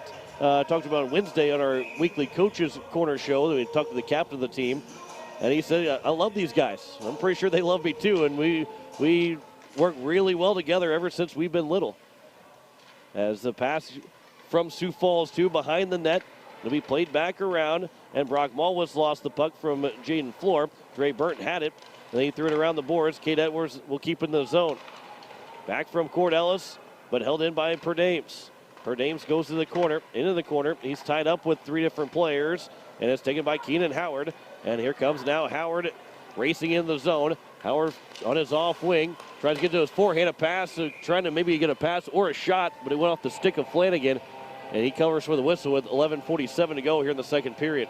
And I say that a little bit with the Brookings coach in mind, because sometimes he puts a kid on offense, sometimes he plays him back in defense. It's nice to have them interchange and understand all aspects of the game, but sometimes it's nice to keep a line together for more than a few games. Yeah, you're exactly right. The faceoff is won by Sioux Falls too, but held in by Dre Burnt. There's a pass that will be all the way through to the other side. Ashton Grease in the far side corner. And it'll come back free as Max Moore will try and flip it up. But it was off the skates of Ellis. And then it was out of the zone here by Sioux Falls 2. Eberspacher will dump it in. Cross corner dump in. Played back. Good stick there from Ellis. That puck was in the air. Nobody knew where it was at. And from behind the nets, Zach Vockler trying to play Wayne Gretzky and pass it in front of the net, but it got blocked up. Here is now Ashton Grease. Grease will carry it around, and he is dumped, and he goes in the boards. He thankfully got his head up. Yeah, it was a really good check, but he got his head up as he was sliding the boards, so he didn't go head first in the boards. There's a pass across. Gordon Corey is in, but he couldn't get a shot away. Good stick there from Ashton Grease. Andy Gordon trying to flip it out of the zone. He played back around. Jack Sievert and Chris Schultz was there. Keenan Howard couldn't keep the puck going forward. That shot and a jumping save attempt from Carter Scholes. That one went wide of Scholes. And that'll be played back around. And from behind the net, it's tied up. Volland lost the puck. So now here comes Andy Gordon. Gordon will carry it into the neutral zone and all the way in the offensive end. Gordon with a shot and a save made going against the grain on Flanagan. And then Elliott Life will avoid a check. Here's Chris Schultz now with a shot redirected just wide by Briggs. He just missed the chance to go up 4-3. Now here's Elliott Life again. Life, he'll avoid the check from Jack Sievert. He was able to jump into the boards to avoid the massive check from Sievert. And it'll be played out. It goes down. Will it go far enough for an icing? It will not. All the way back in the near side corner. Isaac Pollock couldn't fish it up. Jorgen, it's going to be Corey Perdame sided. That one was loose. And now it's going to be thrown out by Isaac Pollock. And it will go down. Eberspacher touched it, so there's no icing. As he'll retrieve it back in the near side corner in his own end. As Isaac Pollock trying to get it in the neutral zone, he will come away with it. And Pollock is in. He's got one so far. He goes between the legs, trying to make a move. His backhand pass to the slot, just missing the skate of Rafe Briggs. And it's now the other way here for Sioux Falls, too. That pass off the stick, that will be delayed offside. Perdame's left it. So now Sioux Falls, 2 can tag back up. And the pass misses Elliott Live, going down for Rafe Briggs, but late on a shift. He couldn't win the race to it.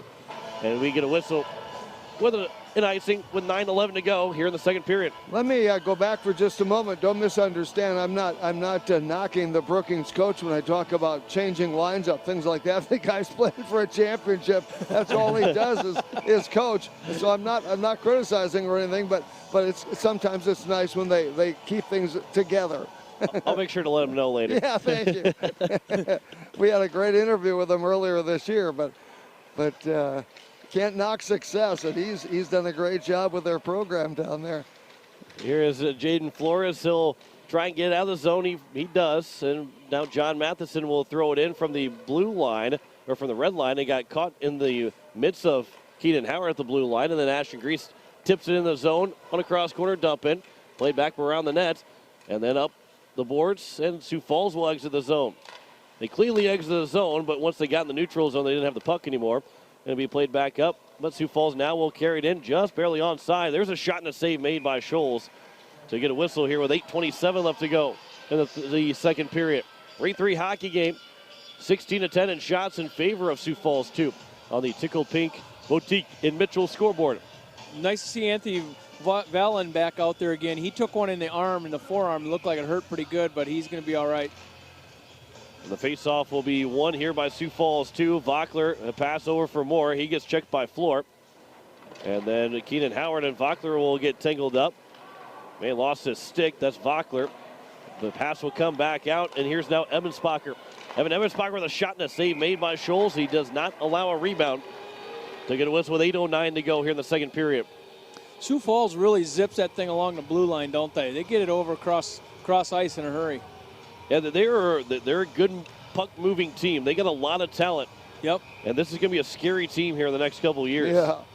As Kate Edwards with a shot and a glove save made by Scholes. Music never even stopped. Just keep playing the music here. 8:06 to go. Pet peeve. Pet peeve. It even happens here, John. I say that, and now everybody will be talking about music playing during hockey games. Everybody's going to be looking at me every time the music keeps playing during hockey games.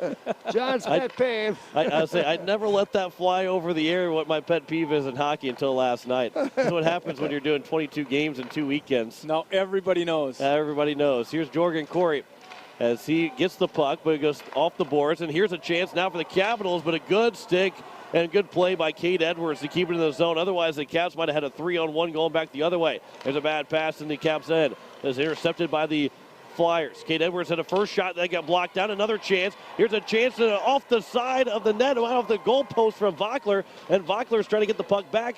He's going to try and get it from the side. A tough angle shot. Schultz doesn't have a stick behind the net. Paddle. And then one of the paddle's behind it. Capitals players lost their stick. Somebody lost their glove. Here's a shot that goes wide.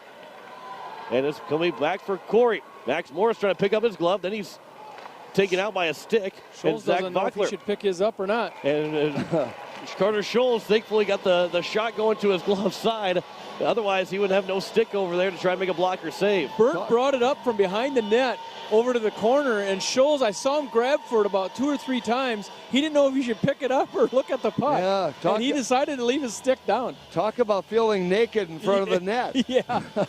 Well, there's a lot going on there in that last possession. Here's Eberspacher, fans on a chance. His second opportunity gets blocked down, and then it's thrown, and it'll be played around, and it will be an icing called on the Capitals.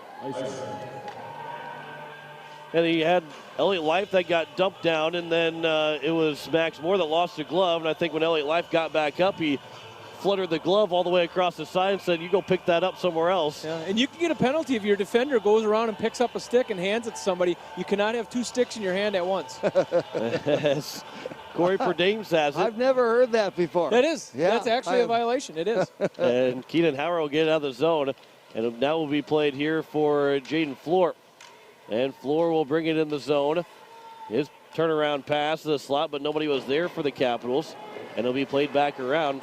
They also get a penalty in the NHL for using illegal equipment, which if a stick is, because you have to get approval from the league to use a bigger stick for those tall guys.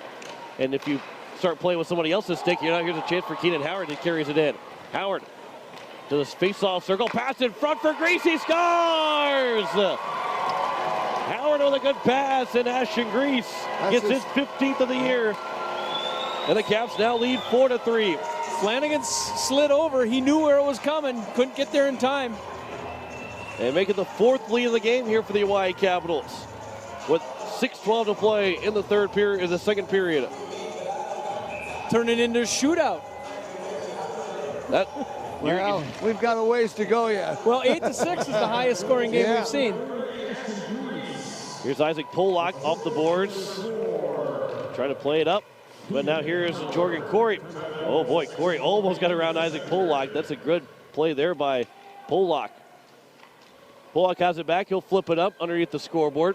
And now it's going to be played all the way down. LA Life's going to win the race to it. His tough angle shot goes off the side of the net. Here's Jorgen Corey. Back for Max Moore, and a good pass over for Vockler. One-on-one in the zone. Vockler with a shot gets blocked down by Chris Schultz. I wish there was a stat of blocked shots in the state, because Chris Schultz would be winning by a mile in the entire state. I've not seen him go a game without at least 5 blocked shots. Here's another chance in front, and that one might have been blocked by Schultz as well, and it went wide. High over the net. Kate Edwards missed a chance. Rafe Briggs is trying to race after it. Edwards is trying to keep in front of him without touching him so it wouldn't be interference, and then we'll push him in the boards. And then the pass comes over for Andy Gordon. Trying to get back in front for Briggs. A backhander goes wide for Flanagan. And it'll still be played in the near side boards. And then finally out of the zone, and a 2-on-1 developing the other way for Vockler. Over for Moore, and it goes off of his stick. Pass comes in front for Corey, and they couldn't get that one as it was too far. Now Rafe Briggs again. He'll wind up from the neutral zone. That shot goes over the top of the glove and hits the glass, probably next near to our crowd mic somewhere around there. That one sounded pretty loud off the glass. It'll be played back around for now Dre Burt to take. And Burt will play it up here for Jaden Floor. Gets rather quiet when it's on the left side of your dial or left side of your screen. And all of a sudden everything picks up on the right side of the screen. Because this is unfamiliar territory for all 3 of us, but a lot of fun for all 3 of us to be here at the Denny Sanford Premier Center. And as much fun as we're having, but those players are having a lot more fun playing in this facility. But this is the most fun you can have without ice skates. That's right. That's right. As it'll be around the boards in the Capitals' end. Jaden Floor trying to get off the boards for Howard, but it was tipped up and now delayed offside, but played up by the Capitals and in the Sioux Falls end. Back to the neutral zone. Cordellis trying to dump it in, and his second opportunity does dump it in with 3:50 to go here in the second period. As a pass goes across for Eberspacher. And Eberspacher's pass, that one off the shin pads of Elliott Life. And then all the way down, Dre Burt will try and find the puck in the near side corner and also try and seal off Corey Perdames. And then the puck will come around and then be played back up. Perdames, a pass to the front, and now Jaden Floor has it. Floor a pass off the stick of Dre Burt. Burt trying to lift the stick, but he couldn't lift the stick high enough away from Cade Edwards. Carter Scholes will tee it up behind the net to be taken by Cordellis. He'll reverse the way it was going. And then also take a check from Carson Clark. He's at the blue line. And it will be now played here for Elliott Life. And Life will carry it in onside. Life failed on a chance. His pass to the slot, missed Rafe Briggs, or it was intercepted, never got to him. And now John Matheson will turn with him with 2:55 left to go here in the second period. Cam Ponto here for Sioux Falls 2. Haven't said his name very often. Andy Gordon trying to intercept a pass, tripped over the red line. And there's a shot from Mulwitz that goes off the glass. John Matheson has it again. Matheson plays it back on his backhand, trying to turn with it. His pass, he goes right over for Briggs. And here comes the captain for the Caps. Briggs with a toe drag move and trying to make another move, but couldn't get a shot away. His pass now for Grease. He's got one so far. We've had 7 different goal scorers in the 4-3 lead for the Hawaii Capitals in front. Briggs, he scores! From the slots. And it's 5-3 Caps with 2:22 to go here in the second period. He's fun to watch. Rafe Briggs, he's not very big. We kid him that he wasn't very big earlier, but he is one heck of a hockey player. And let's make it the 8th different goal scorer of this hockey game. Rafe Briggs has got his first. And it's a 5-3 lead for the Capitals. So there's the 5 goals that Jeff Anderson was expecting the Hawaii Capitals to take. Chris Scholes, he blows a tire. Here comes Jorgen Corey in a poke check and a save made by Carter Scholes. In the rebounds covered up. And Keenan Howard to give him a pat on the head for that good save. He's saying thank you. Thank you. Polak will get an assist for Rafe Briggs' goal. Polak will have his second point of the night. Rafe Briggs won't miss many of those. That was a heck of a shot there from Briggs. And here's Isaac Polak to flip it out of the zone. Glove down by Keenan Howard. And here comes now Howard back in the zone. A good toe drag move around. Howard with a shot that goes wide. Boy, that had a lot of whip to it. It didn't look like he shot that one very hard. Chris Schultz all the way back from behind his own net. Here comes a penalty coming up on Sioux Falls 2. And it looks like it might be a rough, and it will. Is it going to be on Max Moore? Well, that would be a second, but he's leaving the ice, but we'll see. Somebody's going. Bachler's going to go. That's his second. That's his second, too. The top line's got all 4 penalties called against him. Well, the interesting thing with that penalty, he didn't have to commit it.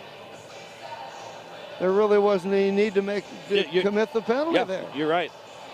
Just maybe a frustration of being down 2 goals, because that's the first time we've seen a 2-goal lead for the Hawaii Capitals, because we have not seen Sioux Falls 2 lead in this hockey game. Capitals are 1 for 3 on the power play so far.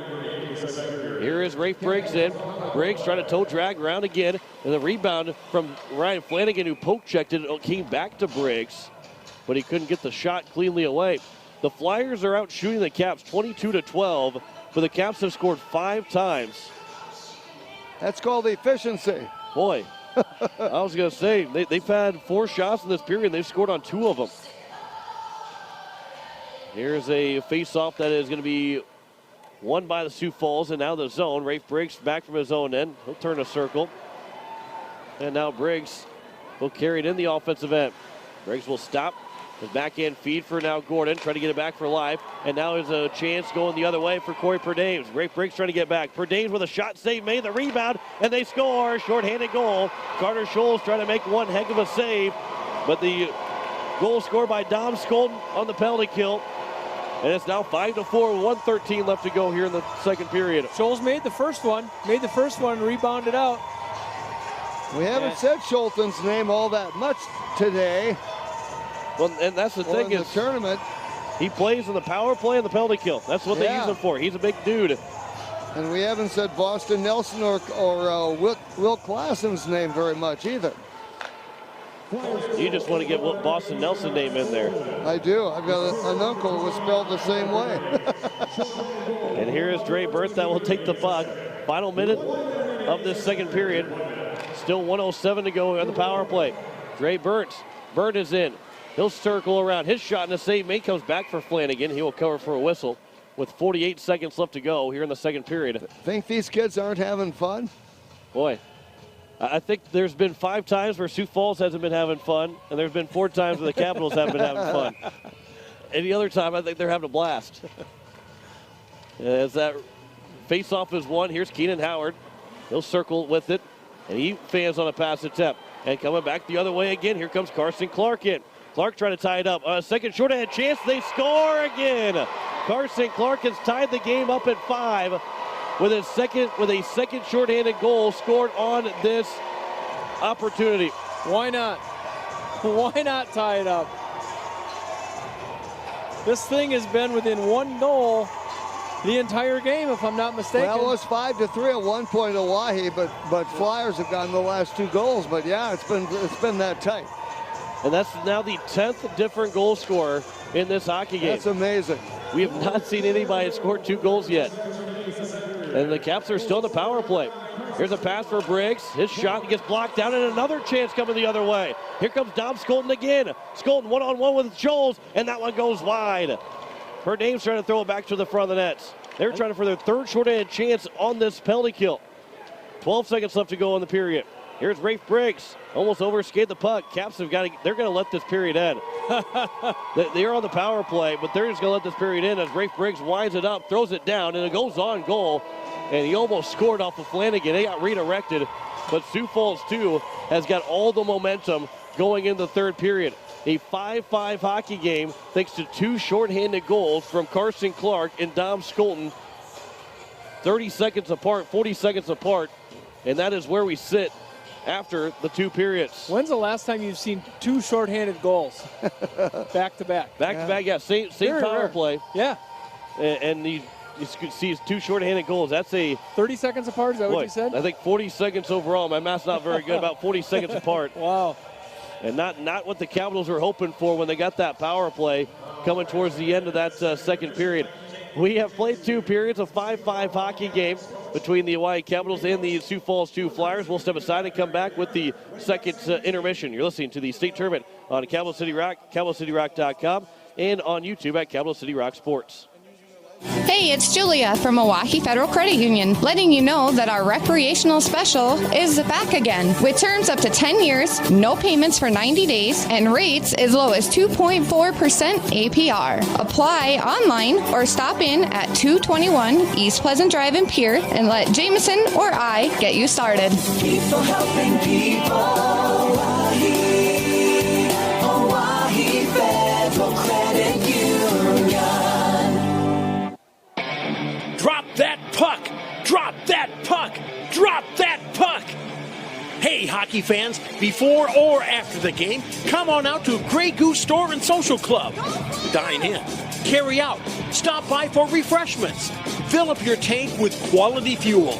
We've got it all at Grey Goose Store and Social Club, just off of Grey Goose Road, behind the red line of the capital city. Go Capitals!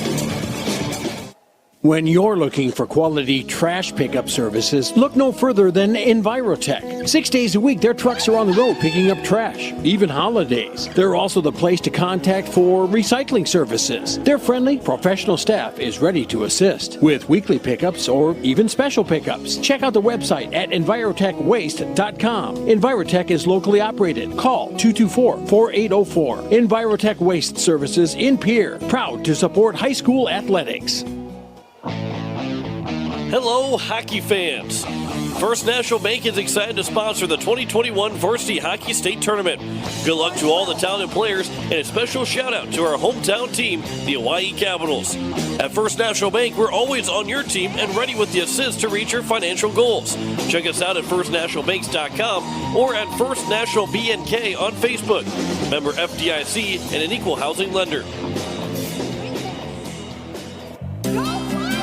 Tired of walking out in the morning with a thick layer of frost and having to scrape your car? Don't want to freeze sitting waiting for the car to warm up?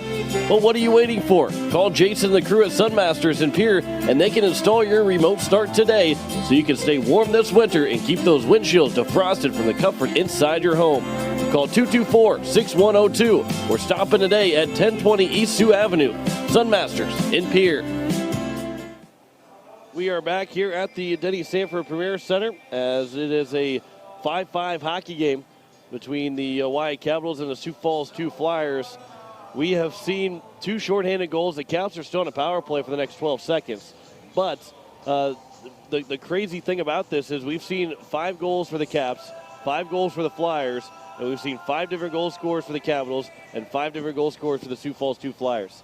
It's called distribution. Balanced scoring. That's what you like to see in a basketball game is balanced scoring. Yeah. And Sioux Falls 2 probably feels, Caps obviously love this, but for the future of this of the team, you're thinking Sioux Falls 2, hey, great, we're getting 5 goals from 5 different guys that are all going to be back next year. Yeah. And you look at the Oahe Capitals, and you have Dre Burns and Ashton Grease are the 2 that will be back next year for the Caps. 3 goals from Elliott Live, Isaac Pollock, and Rafe Briggs. Those 3 seniors have scored as well.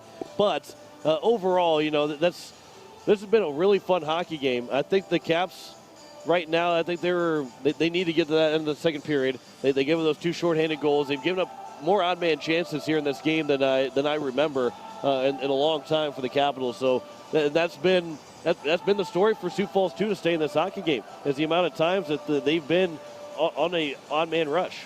As great a shape as these 2 teams are in, when you play a double overtime game, you're bound to be tired the next day. There's a lot of emotion. There's a lot of physical exertion in a game like that. You're bound to be just dragging your booty. Yeah. No, you're exactly right. That you cannot. It's. Somebody say, well, that's not an excuse, but that's a legitimate reason of why you could say why there's been odd man chances for Sioux Falls too, because they played a regular scheduled hockey game. They lost 3-0, yes, but they didn't play an extra period and have to go in the locker room and try and play then an extra. I know the second overtime only lasted 40 seconds, but that's still a lot of time of playing hockey, and that you kind of see the fatigue showing a little bit. Oh, yeah. And the Capitals, they play a very aggressive defense, and they got caught pinching a couple different times, and maybe there's a little fatigue because they've done that all year, and maybe there's a little fatigue and they can't quite pinch like they normally do. They're probably not going to change anything because that's what they do. Yeah, and with 12 seconds left in the power play, honestly for the Caps, they might be ready to end this power play. They might say, we decline the rest of the power play. Let's get back to 5-on-5 because we feel better about it than what we have in this the rest of the minute and 48 seconds passed through that the minor penalty to Zach Bachler. But 24-13 in shots in favor of the Sioux Falls 2 Flyers. They outshoot in that second period 13-5 the Oahe Capitals. But the Caps scored twice on 5 shots in that second period. So if they can continue to get pucks on net, a little bit more pucks on net, they have a chance to score a lot more goals. Because it has been for the Caps very efficient. 5 goals on 13 shots. Gotta like that. Yeah. A goalie, you don't like that save percentage, but as a shooting percentage, you gotta like that. A lot of good shooters on both teams, and it's really showing right now. Maybe the goaltending's not what it typically is, but boy, the shooting's fun to watch.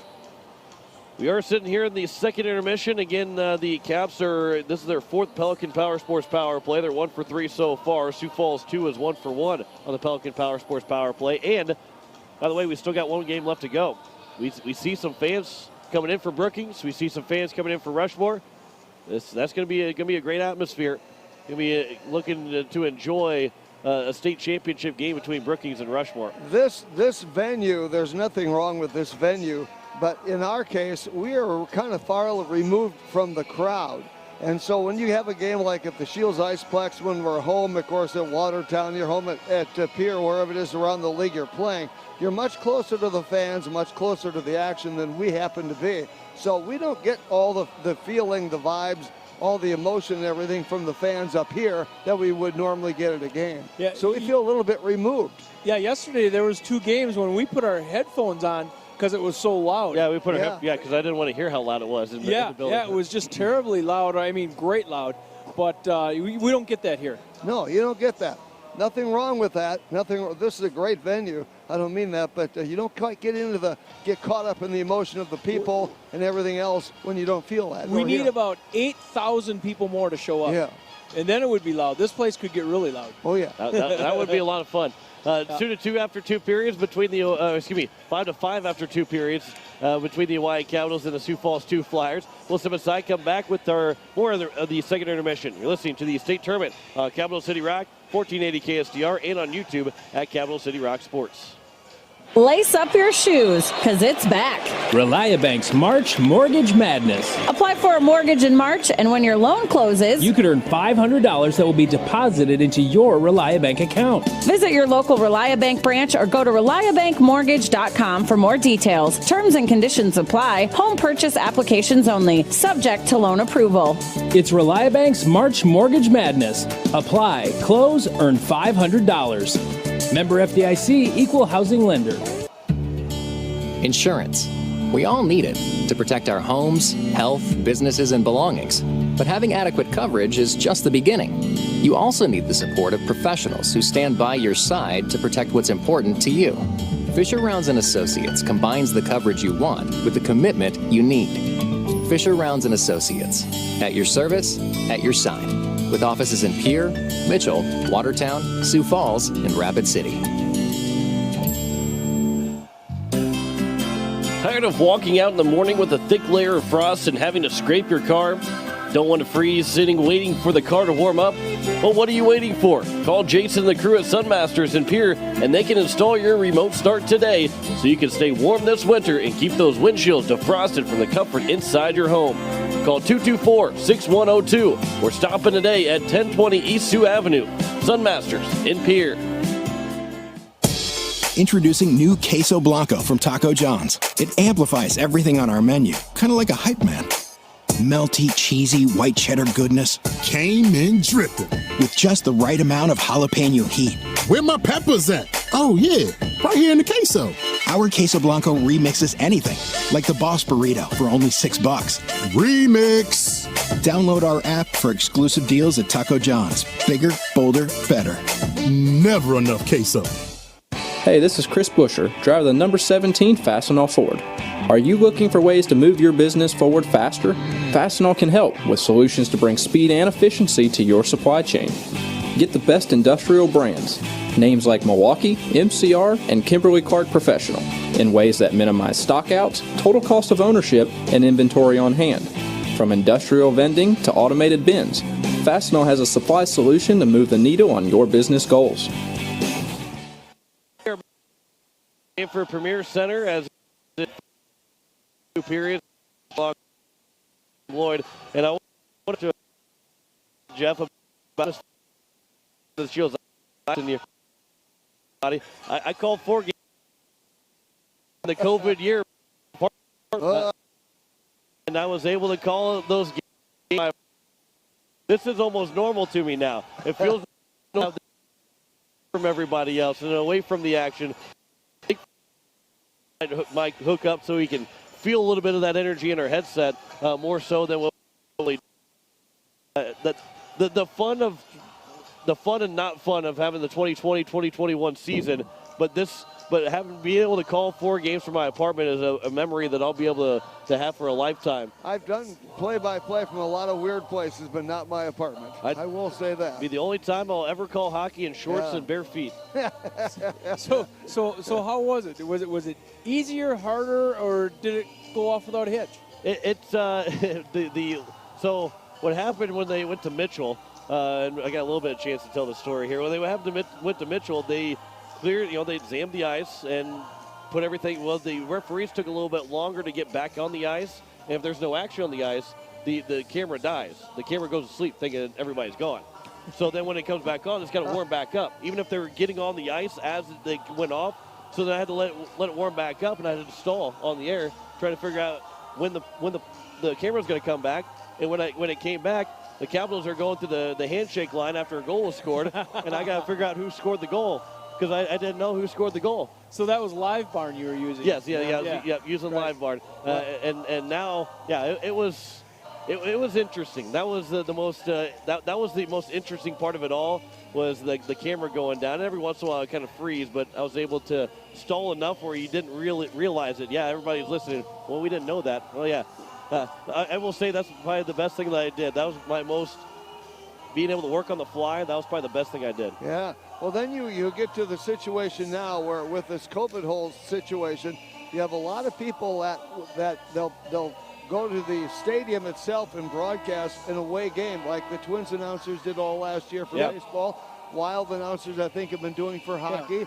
Yeah, they go to their home arena. They go to the home arena and do it from there, and you would never know they're not there. Right. Yeah. They do a great job, but they don't have to travel, basically, and that's been one change. I don't know if I could do it that way or not. I suppose you could. I don't want to do it. I don't want to do it again. It was just one that I made do with what I could do. Yeah. And I was not. I was ready to get back to the rink whenever that happened. I had 2 weekends where I was not allowed to go outside of my apartment, and I did not go outside of my apartment, but I still called hockey games. And it was a lot of fun to hear people say too.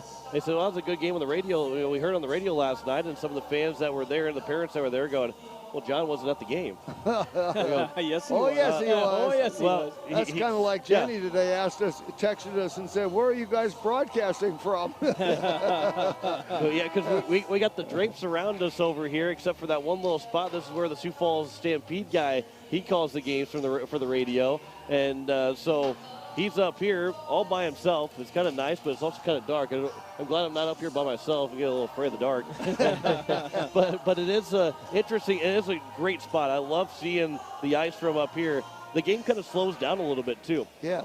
You see that in the NHL when you go to an NHL game. If you haven't been, I honestly suggest finding an NHL game to go to, especially after COVID and everything, when you get the capacity again. But as the Capitals return to the ice, the game is so much more fun when you're watching it live.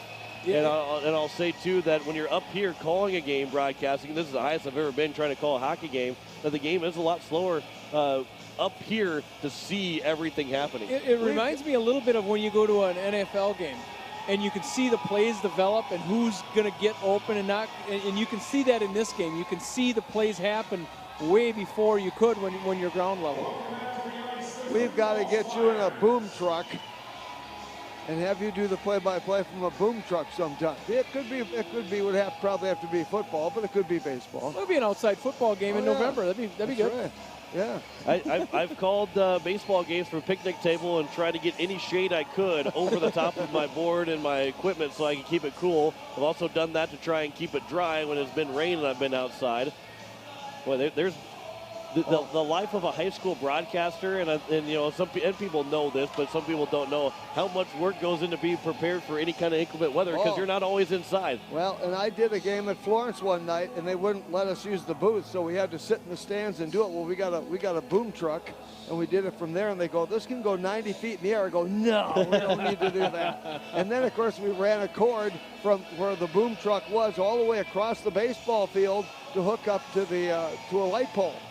And so the people will be sitting in the stands, and every once in a while we get disconnected. So they turn and look at me and go, "He got disconnected." And, of course, somebody go connect me back up again.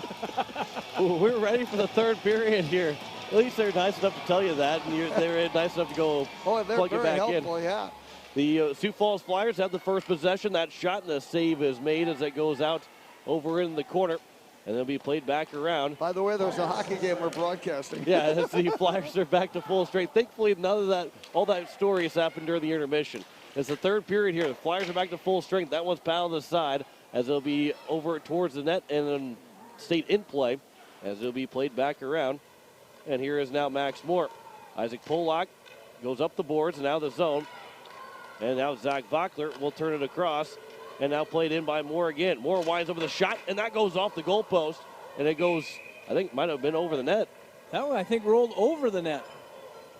So the puck does go out of play on the ends. On occasion. Not even staying in play, not even in the net and coming back out. It went over the top. There's that one we were talking about potentially could happen. That one made it. 25-13 in shots. 5-5 is our score. 16-18 left to go here in the third period. Rayburn plays it up, swinging at it baseball style as Elliott Life. He'll be joining the Pierre Governor High School baseball team starting their season here in 2 weeks. That one's flipped up off the high stick of Zach Vockler. Speaking of baseball, that was will be played by high stick in both teams will let it sit there. Dre Burton, Zach Bockler said, you touch it. No, you touch it. No, you I don't touch know it. if I've seen that in a while. There was a high stick, and the puck came down. A Oahe player and Sioux Falls player sat there, and they looked at the puck, and nobody moved. We're waiting for the other player to and the referee wisely said, yeah, we're not gonna let this keep going. 10 guys on the ice, everybody stopped.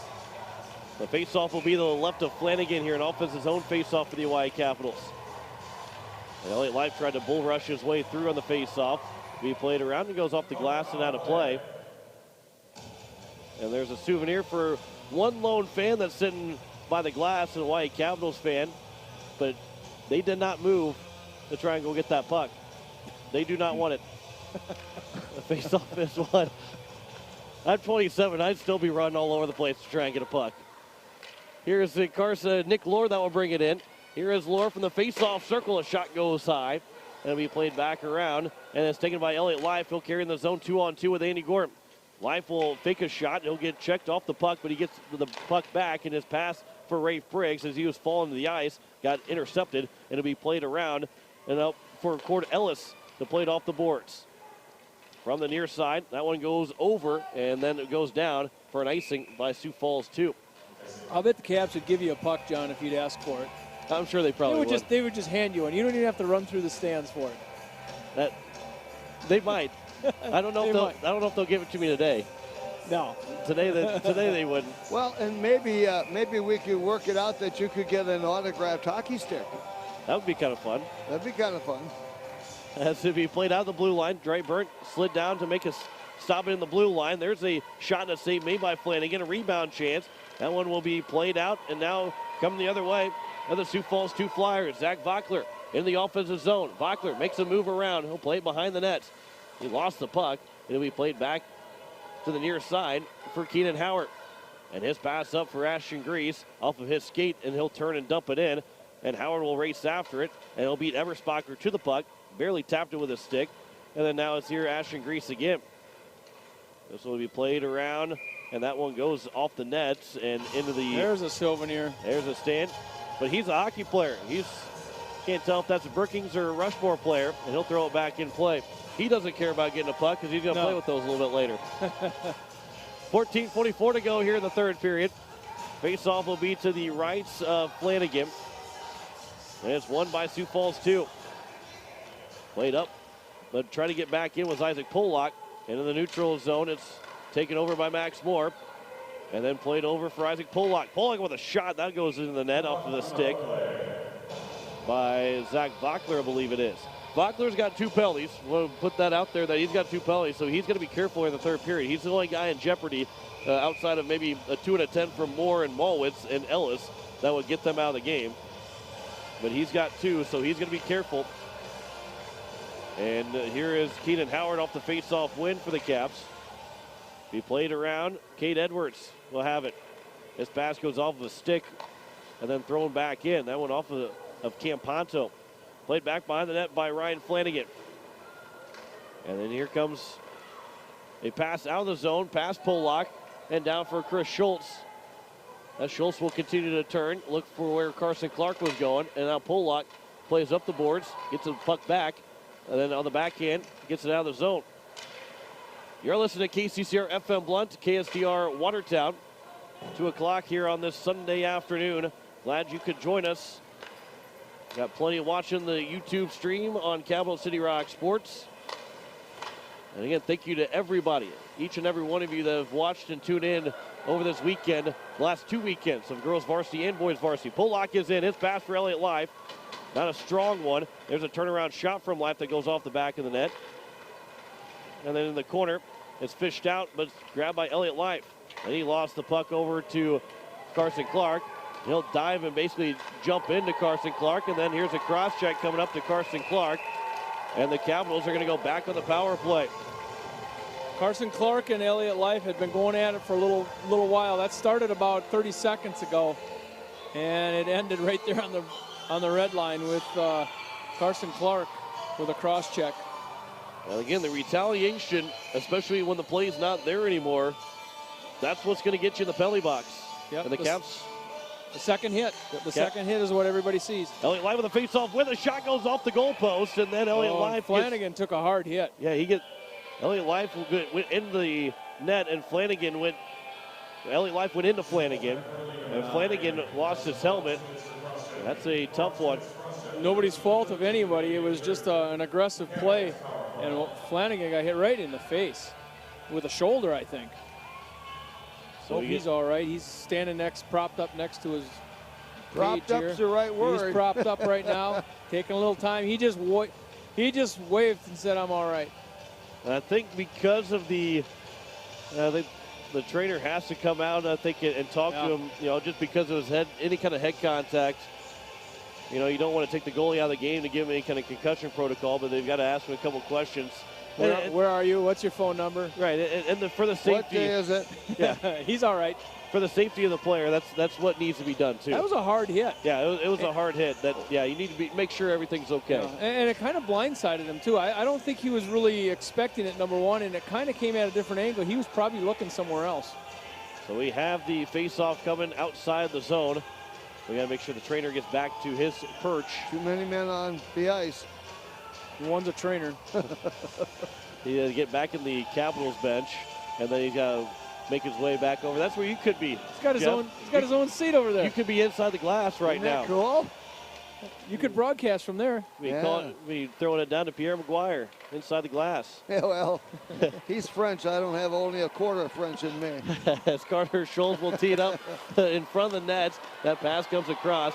Again, Sioux Falls 2 has scored 2 shorthanded goals here. And they scored on the last time that the Caps had the power play. Here's 1:30 left to go in the man advantage. And the Caps got burned a couple times on odd man chances. Pollock will bring in the zone. Pollock with a shot. That one got off of a stick. And it goes behind the nets and back into the corner. Pollock now has it. Pollock with space. They'll make a move around, trying to get to the front of the net. Could not. Flanagan will push it back behind the net. And it'll be tied up on the far side corner and brought out by Briggs with a shot on the toe drag. Got blocked up. And then Edwards and Briggs couldn't find it. Still held in here by Andy Gordon. Now Briggs with a shot that save made. The rebound came in front, and it sneaks through, and it's going to be put in by Elliott Life. It was not put in at first, and then Elliott Life scores the goal to make it 6-5. I think that puck was standing on edge right on the goal line, and it was just sitting there. Nobody knew where it was. And Elliott Life put his hands up.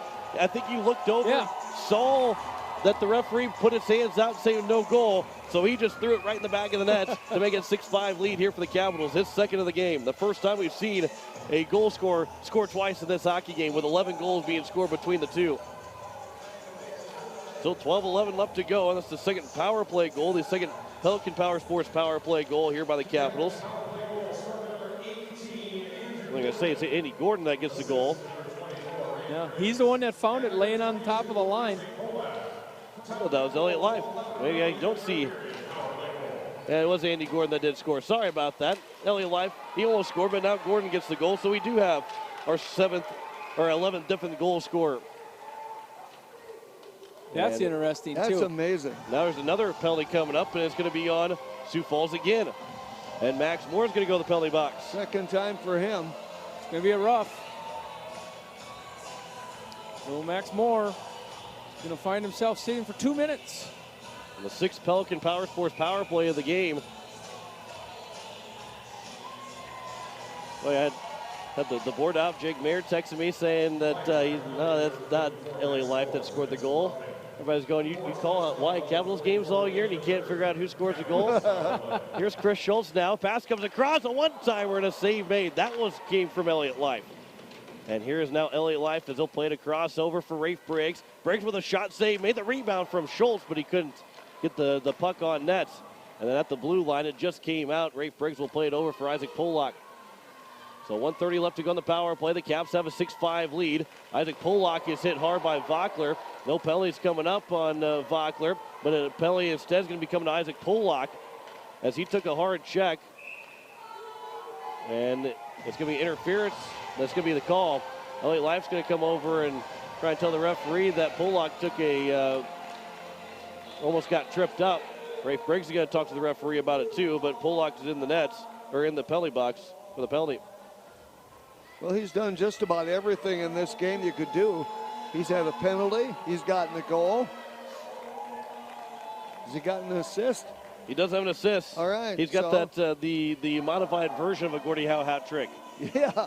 There is no fighting in hockey. You don't want him to get a fighting. You don't want him to get a fighting penalty to get the Gordie Howe hat trick. 11:01 left to go. Here's Cordellis off the face-off win. Now here's Dre Burt coming the other way for the Caps. Rafe Briggs brings it in. Briggs, good move around one man. A diving play from Dom Skolten, but he slid all the way into the corner. Now here's Cordellis. Ellis with a shot. That one got redirected and went off the goalpost. Ellis almost scored here in his final game for the Hawaii Capitals.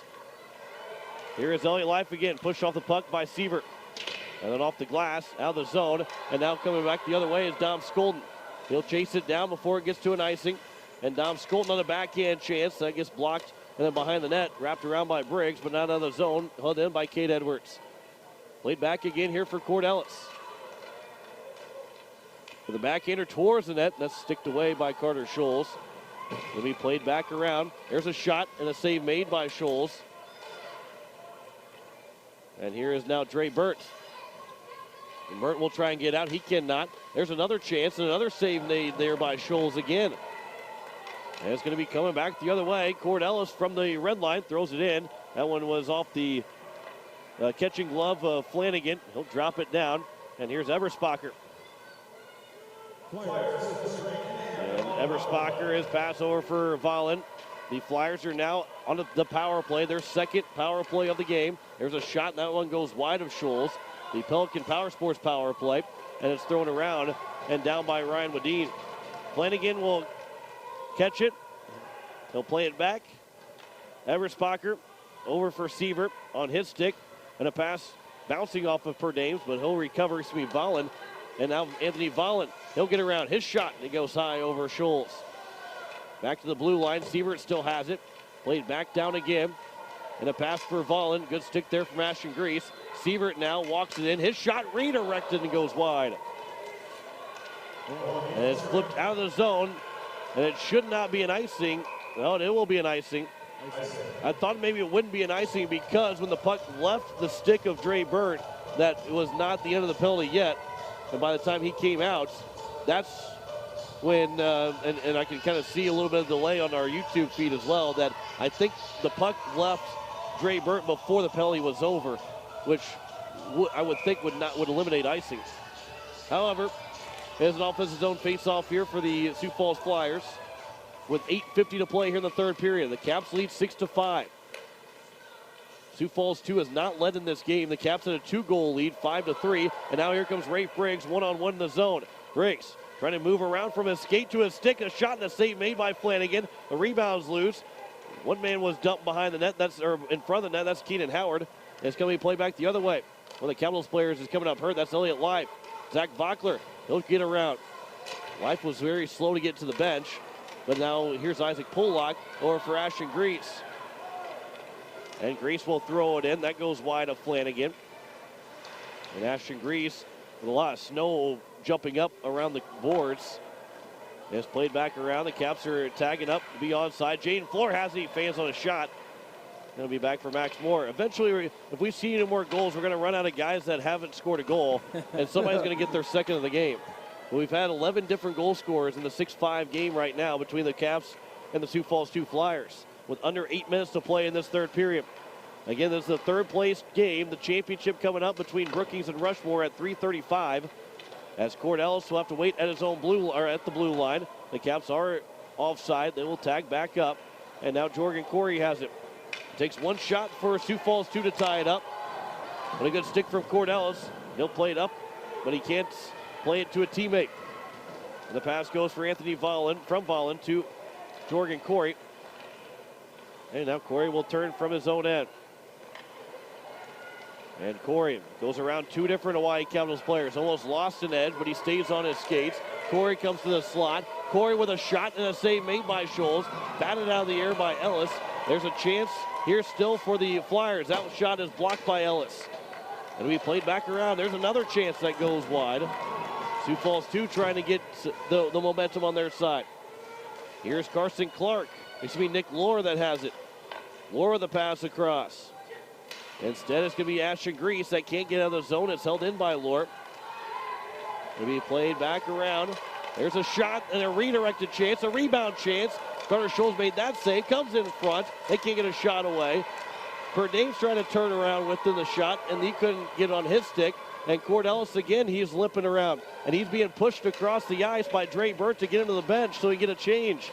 Here's a good play by the teammate. Ashton Grease a pass almost to Keenan Howard, went off of his skate. It'll be played over here for, going to be taken by Josh Peterson. Josh Peterson. And Evan Eversbacher, banned on the first pass attempt. And Carson Clark will play it in. Chris Schultz will backhand it out of the zone. And it'll be played back here by Jack Siebert from his own blue line. Up back for Isaac Pollock. Good pass over for Briggs. And now Briggs, Elliott Life didn't miss a shift after he was slow coming to the bench. Hopefully Cordellis can get back in this game with 5:45 to go here in the third period. Winner takes home third place.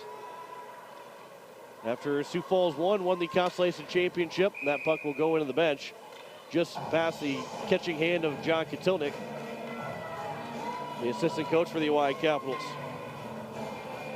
5:37 left to go, and what a play by Dre Burt. Cordellis, he was struggling off the ice, but the good thing is you're on your skates, so if you get pushed, you can glide yourself over. And he literally did. And Cordellis, I see him over there with his head down yet. He's in some pain.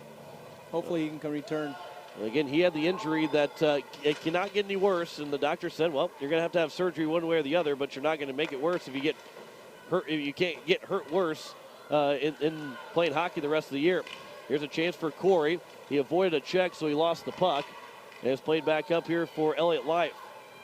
And Life now, he'll just throw one towards the net. Save made by Flanagan. Might have been going wide. Briggs back out for Pollock. His shot goes off of his stick, and it went high to the top of the glass, but stayed in play. Pass goes up for Vockler, and Vockler is in. Vockler with a chance, and a save made by Scholes with 4:56 left to go here in the third period. Good job by Vockler even to get a shot off. That was a good pass over for Vockler to get in, and Scholes made a heck of a play. Make that save. He's been tested a lot with a lot of odd man chances. And here's Dre Burns on the face-off win. Ashton Grease will get out of the zone. And it's back in the neutral zone for Jack Siebert. To be played across for Eversbacher. Anthony Volland, he gets checked. And then at the neutral zone, it's taken by Ashton Grease again. Here's Ashton Grease in the slot. His shot and a save made. Keenan Howard, the rebound chance off the shoulder of Flanagan, and it goes into the net. And we'll get a whistle with 4:31 left to play here in the third period. 31-20 in shots in favor of Sioux Falls 2. The last couple of games, the Caps, they've been outshot, but yet here they got a chance to win this hockey game and take third place. Went in first and offside. Corey Perdames came in offside along with Nick Lohr. 4:24 left to go here in this third period. In the third period of game 21 and 22 of our 2 weekends here, guys.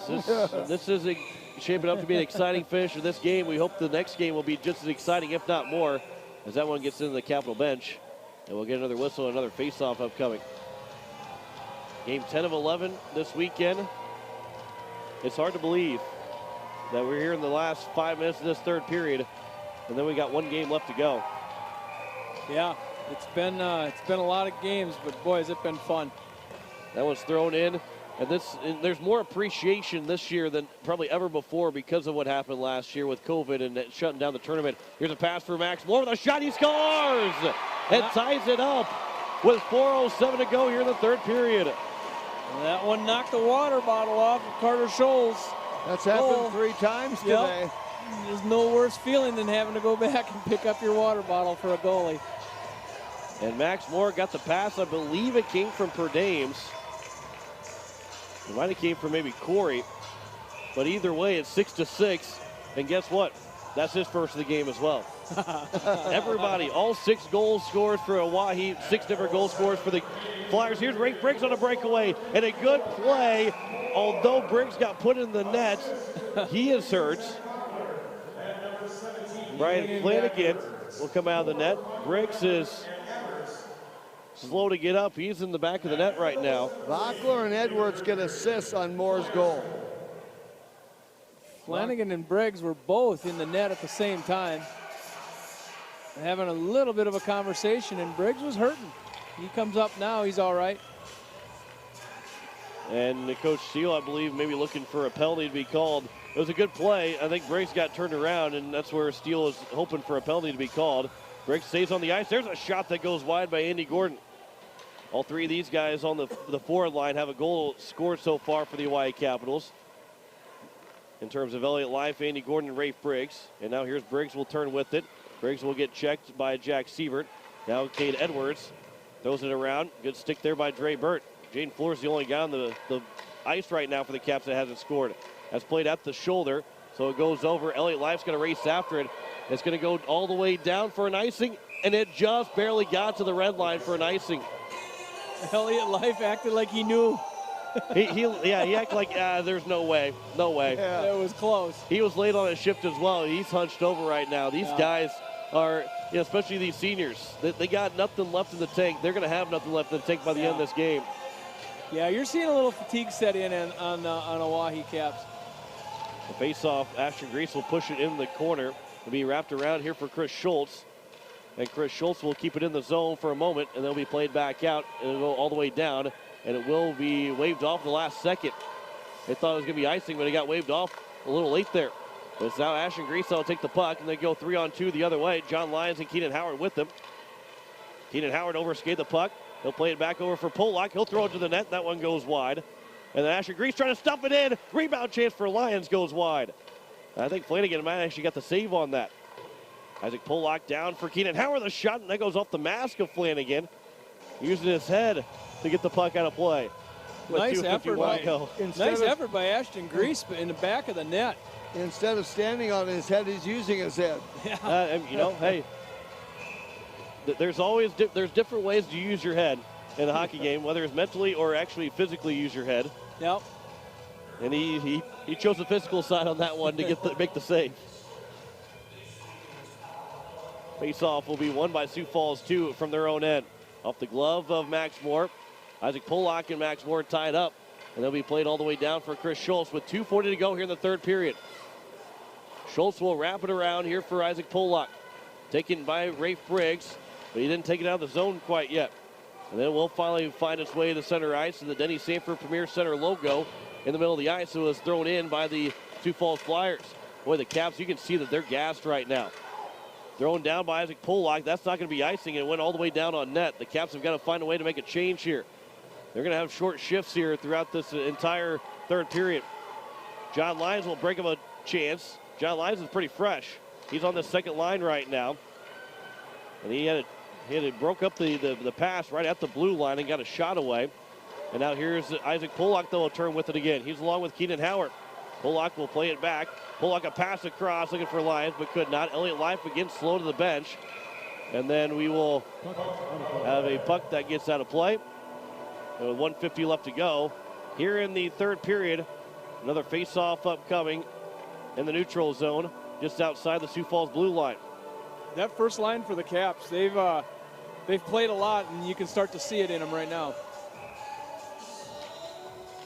Ashton Grease can't win the face-off. Now here's a chance for Perdames in on net, and he goes wide. Perdames had a chance to give Sioux Falls 2 their first lead of the game. Now comes back over for Ashton Grease. He's got space as he'll carry in the offensive end. Grease will turn a blind pass to the slot and broken up by Josh Peterson. Lyons will run Peterson all the way into the boards.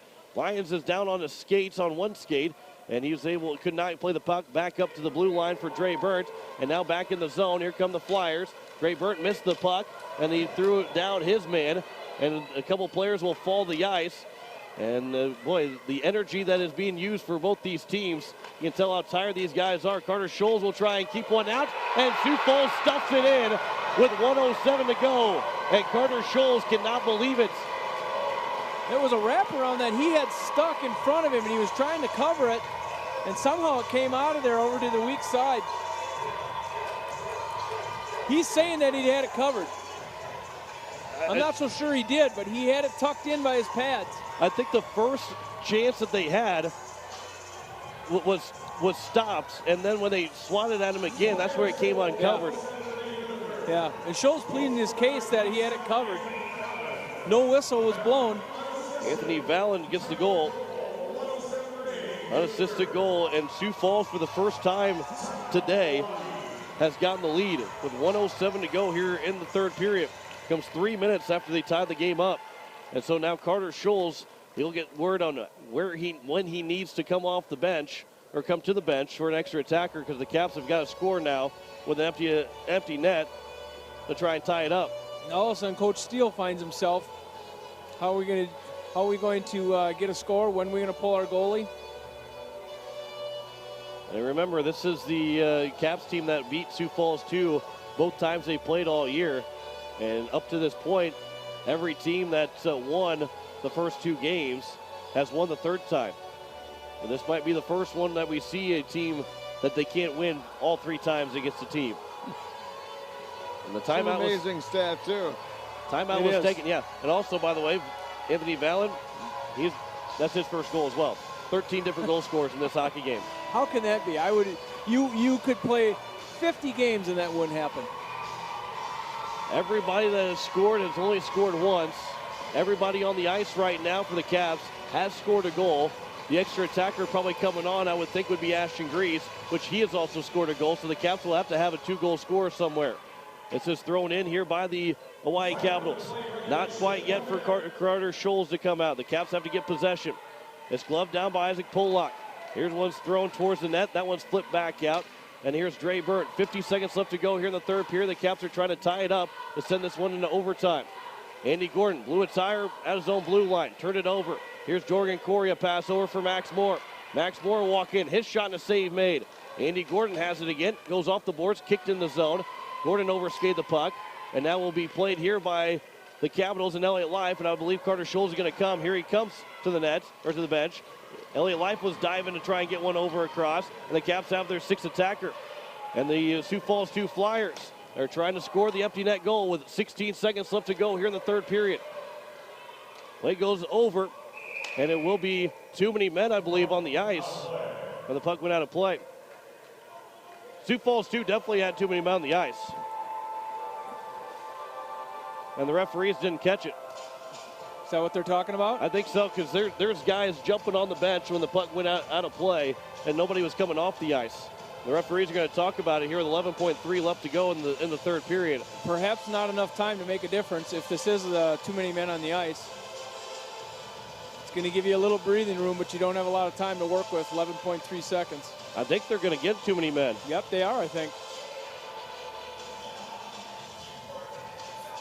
I think that I'm not sure now. Look, Coach Steele. I think that's what we're going to see. If that's the case, too, then I believe the face-off would come. Probably outside the zone? I think it might go inside the Sioux Falls zone. Yep, they're going to get too many men. Oh, delay of game. Delay of game. Okay. I've seen one delay of game in the 3 years I've covered hockey. And that's a judgment call also by the referees, and it's kind of weird that you'd see a judgment call at this point in the game.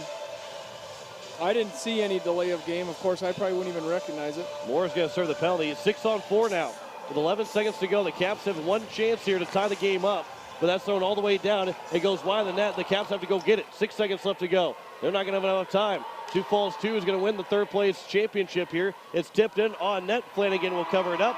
And Sioux Falls 2, they never led in the game the entire time and end up winning 7-6 after scoring with 1:07 to go in the third period. And the Caps simply ran out of time there. If that situation would have given them about 50 seconds, maybe a minute or a little more, I think they would have had something to work with. 11 seconds was just not enough. And it's a tough loss. And again, we're seeing two sets of emotion for Sioux Falls 2. We'll probably see the least amount of emotion outside of it winning in the third place championship, because a lot of these guys will be coming back for the Hawaii Capitals, there's a lot of seniors that are taking a knee right now because they're not playing again for the Hawaii Capitals anymore. Well, they left it all out on the ice in this tournament. And I think that's the thing too, is that you could see some fatigue beginning in these Capitals kids. Yeah. They had a tough game yesterday in a double overtime game, but they gave it everything they had. That's for sure. Yeah, that's exactly right. That they ran out of gas. I would say maybe in the last 2 minutes, I would say, is where you kind of really saw a little bit of fatigue from the Capitals. And again, you know, the Caps tapped their sticks 5 times to honor Tyler Wilcox. And before the Sioux Falls 2 got their trophy, they tapped sticks along with the Hawaii Capitals. And that says a lot about, we saw the Rushmore Thunder do that as well last night. We see Sioux Falls 2 do it again. And as a fan of hockey, but a fan of good human beings, that's awesome to see. And the Caps do that at every level. Yep. Is that correct? Yep, every level. And that is great to see from both teams, to see that 5-stick tap. But the Sioux Falls 2 Flyers, again, they didn't lead at all the entire game. They tied it up at 1-1, tied up at 2-2, tied up at 3-3, tied up at 5-5, tied it back up at 6-6, and then took the lead with 1:07 to go. That's a resilient group. To go down that many times and to come back that many times and then ultimately win the hockey game says a lot about the Sioux Falls team and what their future is and how good this Sioux Falls 2 team can be. And not a lot of teams thought this of Sioux Falls 2 either. You know, we knew they were in the top 5, of course, but they weren't expected to go as far as they did. Nobody thought about it anyway. And that's a big thing too, because everybody said when they started off 11-0, they said, oh, they got an easy schedule. They're playing the bottom teams. They're not going to be this good at the end of the season. That's exactly what I heard. And they started to fall off a little bit. And everybody goes, yep, that's exactly what we thought about Sioux Falls too. That's what's going to happen. And then they were missing a few good kids too for a couple of weeks. Yep, they lost a couple of good kids. They got some of those guys back, but they end up winning 3rd place here after being the 4 seed. They kind of fell back in that 4 seed, but that just tells you, how good this team can be. And Sioux Falls 2 might become Sioux Falls 1 next year because they're going to be the older group, and the JV team might be moving up to Sioux Falls 2. We'll see how that all goes. That could be confusing. Well, Sioux Falls 1 last year was Sioux Falls 2, and now they're Sioux Falls 1. But, that's the what Sioux Falls teams have to look forward to, and the rest of the league has to look forward to. You said it earlier in the broadcast. It's a little scary for the rest of the league what this Sioux Falls 2 team's going to be. Yeah. These guys are almost all coming back. And then Brookings loses a couple of good kids, but they have most of their kids coming back, and the competition's going to be fierce again next year, just like it was this year. I think we better go recruit if we're Watertown. I think Sioux Falls 2. Brookings. I think Sioux Falls 2. And don't say that too loud. You're on the radio still. I know. I wonder if any Laker fans heard that. I was going to say, you might get a couple. I don't know. They may not argue. I guess. I don't know. Well, it depends who I get. But I guess that's true, too. But I will say, too, Sioux Falls 2, whether they're Sioux Falls 1 next year or they still be Sioux Falls 2, whatever that might be, they might be the team. They might be the preseason favorite going into next year because of all that's returning. Where everybody else, Rushmore's losing quite a bit. The Capitals are losing quite a bit. They're losing their top line and 3 of their 4 defensemen that played the majority of the season. And then you also see Brookings losing quite a bit. They're still going to be good. I'm not saying that Brookings and the Capitals and Rushmore won't be good next year, but with all that's returning for Sioux Falls too, they might be the preseason favorite next year. Well, you never count out some of these other teams too, because we sometimes don't know who's at the JV level. Perhaps some of the kids that didn't play a lot at the varsity level. Every year there's kids that you sometimes think that they can't step up, and they do. Yeah. 1 year for a high school kid is a lot of time and a lot of development. Absolutely. As the Caps are starting to leave the ice here, as they will head back to the dressing room, as then Brookings and Rushmore will be taking the ice here in about 28 minutes. We still got a post-game break to get to you. We'll take that break and we'll come back and wrap up game number 2. You're listening to the state tournament on Capital City Rock, CapitalCityRock.com, 1480 KSDR, and on YouTube at Capital City Rock Sports. Hello, hockey fans. First National Bank is excited to sponsor the 2021 Varsity Hockey State Tournament. Good luck to all the talented players, and a special shout out to our hometown team, the Hawaii Capitals. At First National Bank, we're always on your team and ready with the assist to reach your financial goals. Check us out at firstnationalbanks.com or at First National BNK on Facebook. Member FDIC and an equal housing lender. The frigid air of winter and the blistering heat of summer can really put a dent into your pocketbook. The gang at Weatherall Roofing and Insulation in Pierce say, just foam it. Saving money on your energy bills is what it's all about with Weatherall Roofing and Insulation. Let Weatherall Roofing and Insulation help you save money with their custom spray foam or blow-in fiberglass insulation. Call 224-7982 for a free estimate. And remember, just foam it. Drop that puck! Drop that puck! Drop that puck! Hey, hockey fans, before or after the game, come on out to Grey Goose Store and Social Club. Dine in, carry out, stop by for refreshments, fill up your tank with quality fuel. We've got it all at Grey Goose Store and Social Club, just off of Grey Goose Road, behind the red line of the capital city. Go Capitals! When you're in the need for high-quality replacement auto parts, look no further than Zander Auto Parts and Machine Shop in Pierre. Zander's has been servicing the Pierre area for over 40 years. Their professional parts techs can get you the parts you need and get you back on the road. Stop by Zander Auto Parts and Machine Shop at 500 West Sioux in Pierre or call 224-9221. Zander's, your source for domestic and foreign auto parts and accessories.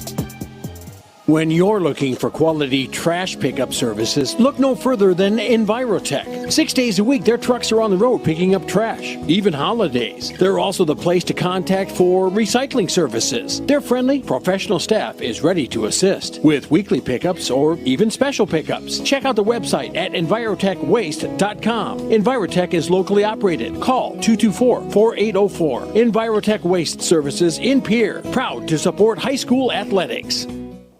We're back here at the Denny Sanford Premier Center, and it is the end of the second game of three as the Hawaii Capitals, they fall 7-6 to the Sioux Falls 2 Flyers, and Jeff Anderson losing some papers. Don't worry, Jeff, we got plenty of time to go down and grab it.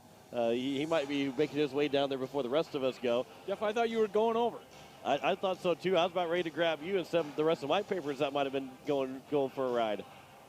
That's all right. Oh, well. That's all right. We still got plenty of time. This table does move, you know. Yeah, that table does move. I was about ready to start grabbing you. That would have been fun radio to have. Not fun radio to have. Hang on to him by the ankles. Oh boy, we what played. What was it you were going to say? Here's their headset. Keep talking. Yeah. Talk on the way down. You wouldn't want to hear what I said. 7-6 is the final score. Sioux Falls 2 claims third place. A fun season for the Hawaii Capitals, of course. Being the voice of the Hawaii Capitals, hats off to the seniors. Going to miss calling their games, and it was a lot of fun watching them, especially a lot of these guys that played the last 3 years. The 3 years that I've been covering, yeah. they've been playing varsity hockey. So I hate to see them leave, but I know they're off to bigger and better things. And hats off to all those seniors. Hats off to all the players here this year for the Hawaii Capitals as their season comes to an end with a fourth place finish. And congratulations to Sioux Falls 2, the third place team. You probably had their 3 best years of hockey in the peer program. Outside their state championship 10 years ago. Yeah, exactly. Yeah. So probably the 3 best years you could have had. Yeah. Well, and I think those seniors and even the underclassmen, and I know the coaches, they appreciate you, John, and you're part of the team. And now these kids will go out, new ones will come in, and you'll remain part of that team. And you've established yourself with that team. And hats off to you and this team. You guys are a pretty good group of family there. Well, and we have no clue what the future is going to bring. You could be gone, but they're always going to remember. Well, but my general manager is listening right now. She's saying something that can't be said on the radio. Yeah. Hearing you say you'll probably be gone. Well, no, but you may move on. Let's put it that way. she's still not happy with that answer. but the kids are always going to remember you were the guy that was the voice. Yeah. Well, yeah. I appreciate that, guys. Yeah. Now he's moving to Sioux Falls. To a Watertown. I'm not doing that. Easy with all that. We don't need it. I'm going to get a whole lot of text messages here pretty soon. Going, what's going on here? No, we're kidding. Yeah, we got one game to go. We're not kidding about that one. We got one game to go. Brookings and Rushmore for the state championship. It's going to be a lot of fun. These two teams split in the regular season, and it's going to be a lot of fun to see who wins this game between the Brookings Rangers and the Rushmore Thunder. Rubber match. It's going to be toe-to-toe, head-to-head. Winner. Two heavyweights are going to go at it. You're exactly right. Yeah. Two teams with a lot of depth and a lot of talent. It's going to be a good one. My GM just texted me and said she is listening, so she'd like to have a word with you here in just a little bit. Well, we can keep him. You can keep him from Reservoir. Was there a commercial coming up? Yeah, we're going to come back with the championship John's getting a game. little worried here. Yeah, I am getting a little worried. We're going to have a long conversation with my GM here later tomorrow morning now. Brookings and Rushmore coming up for the state championship. It's going to be a fun game. We're going to have it 3:35 as a scheduled start time, so just about an hour from now, we'll have that start time for you. So we'll be back on the air around 3:20. So here in about 45 minutes or so, we'll be back on the air and get you set for the state championship game between the Brookings Rangers and the Rushmore Thunder. Sioux Falls takes third place, 7-6 over the Hawaii Capitals. Back at 3:20. As you are listening to the state tournament on Capital City Rock, CapitalCityRock.com, 1480 KSDR, and on YouTube at Capital City Rock Sports. You've been listening to the 2021 Boys State Hockey Tournament. State Hockey Tournament coverage is brought to you by First National Bank, Envirotech, Taco John's, and Xander Auto Parts.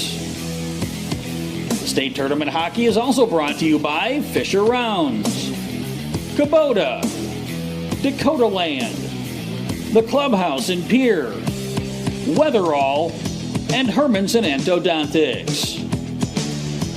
State Tournament Hockey is also brought to you by Oahe Federal Credit Union, Fastenal, Tickled Pink, the Shields Iceplex, Midwest Hockey TV, and Grey Goose Store and Social Club.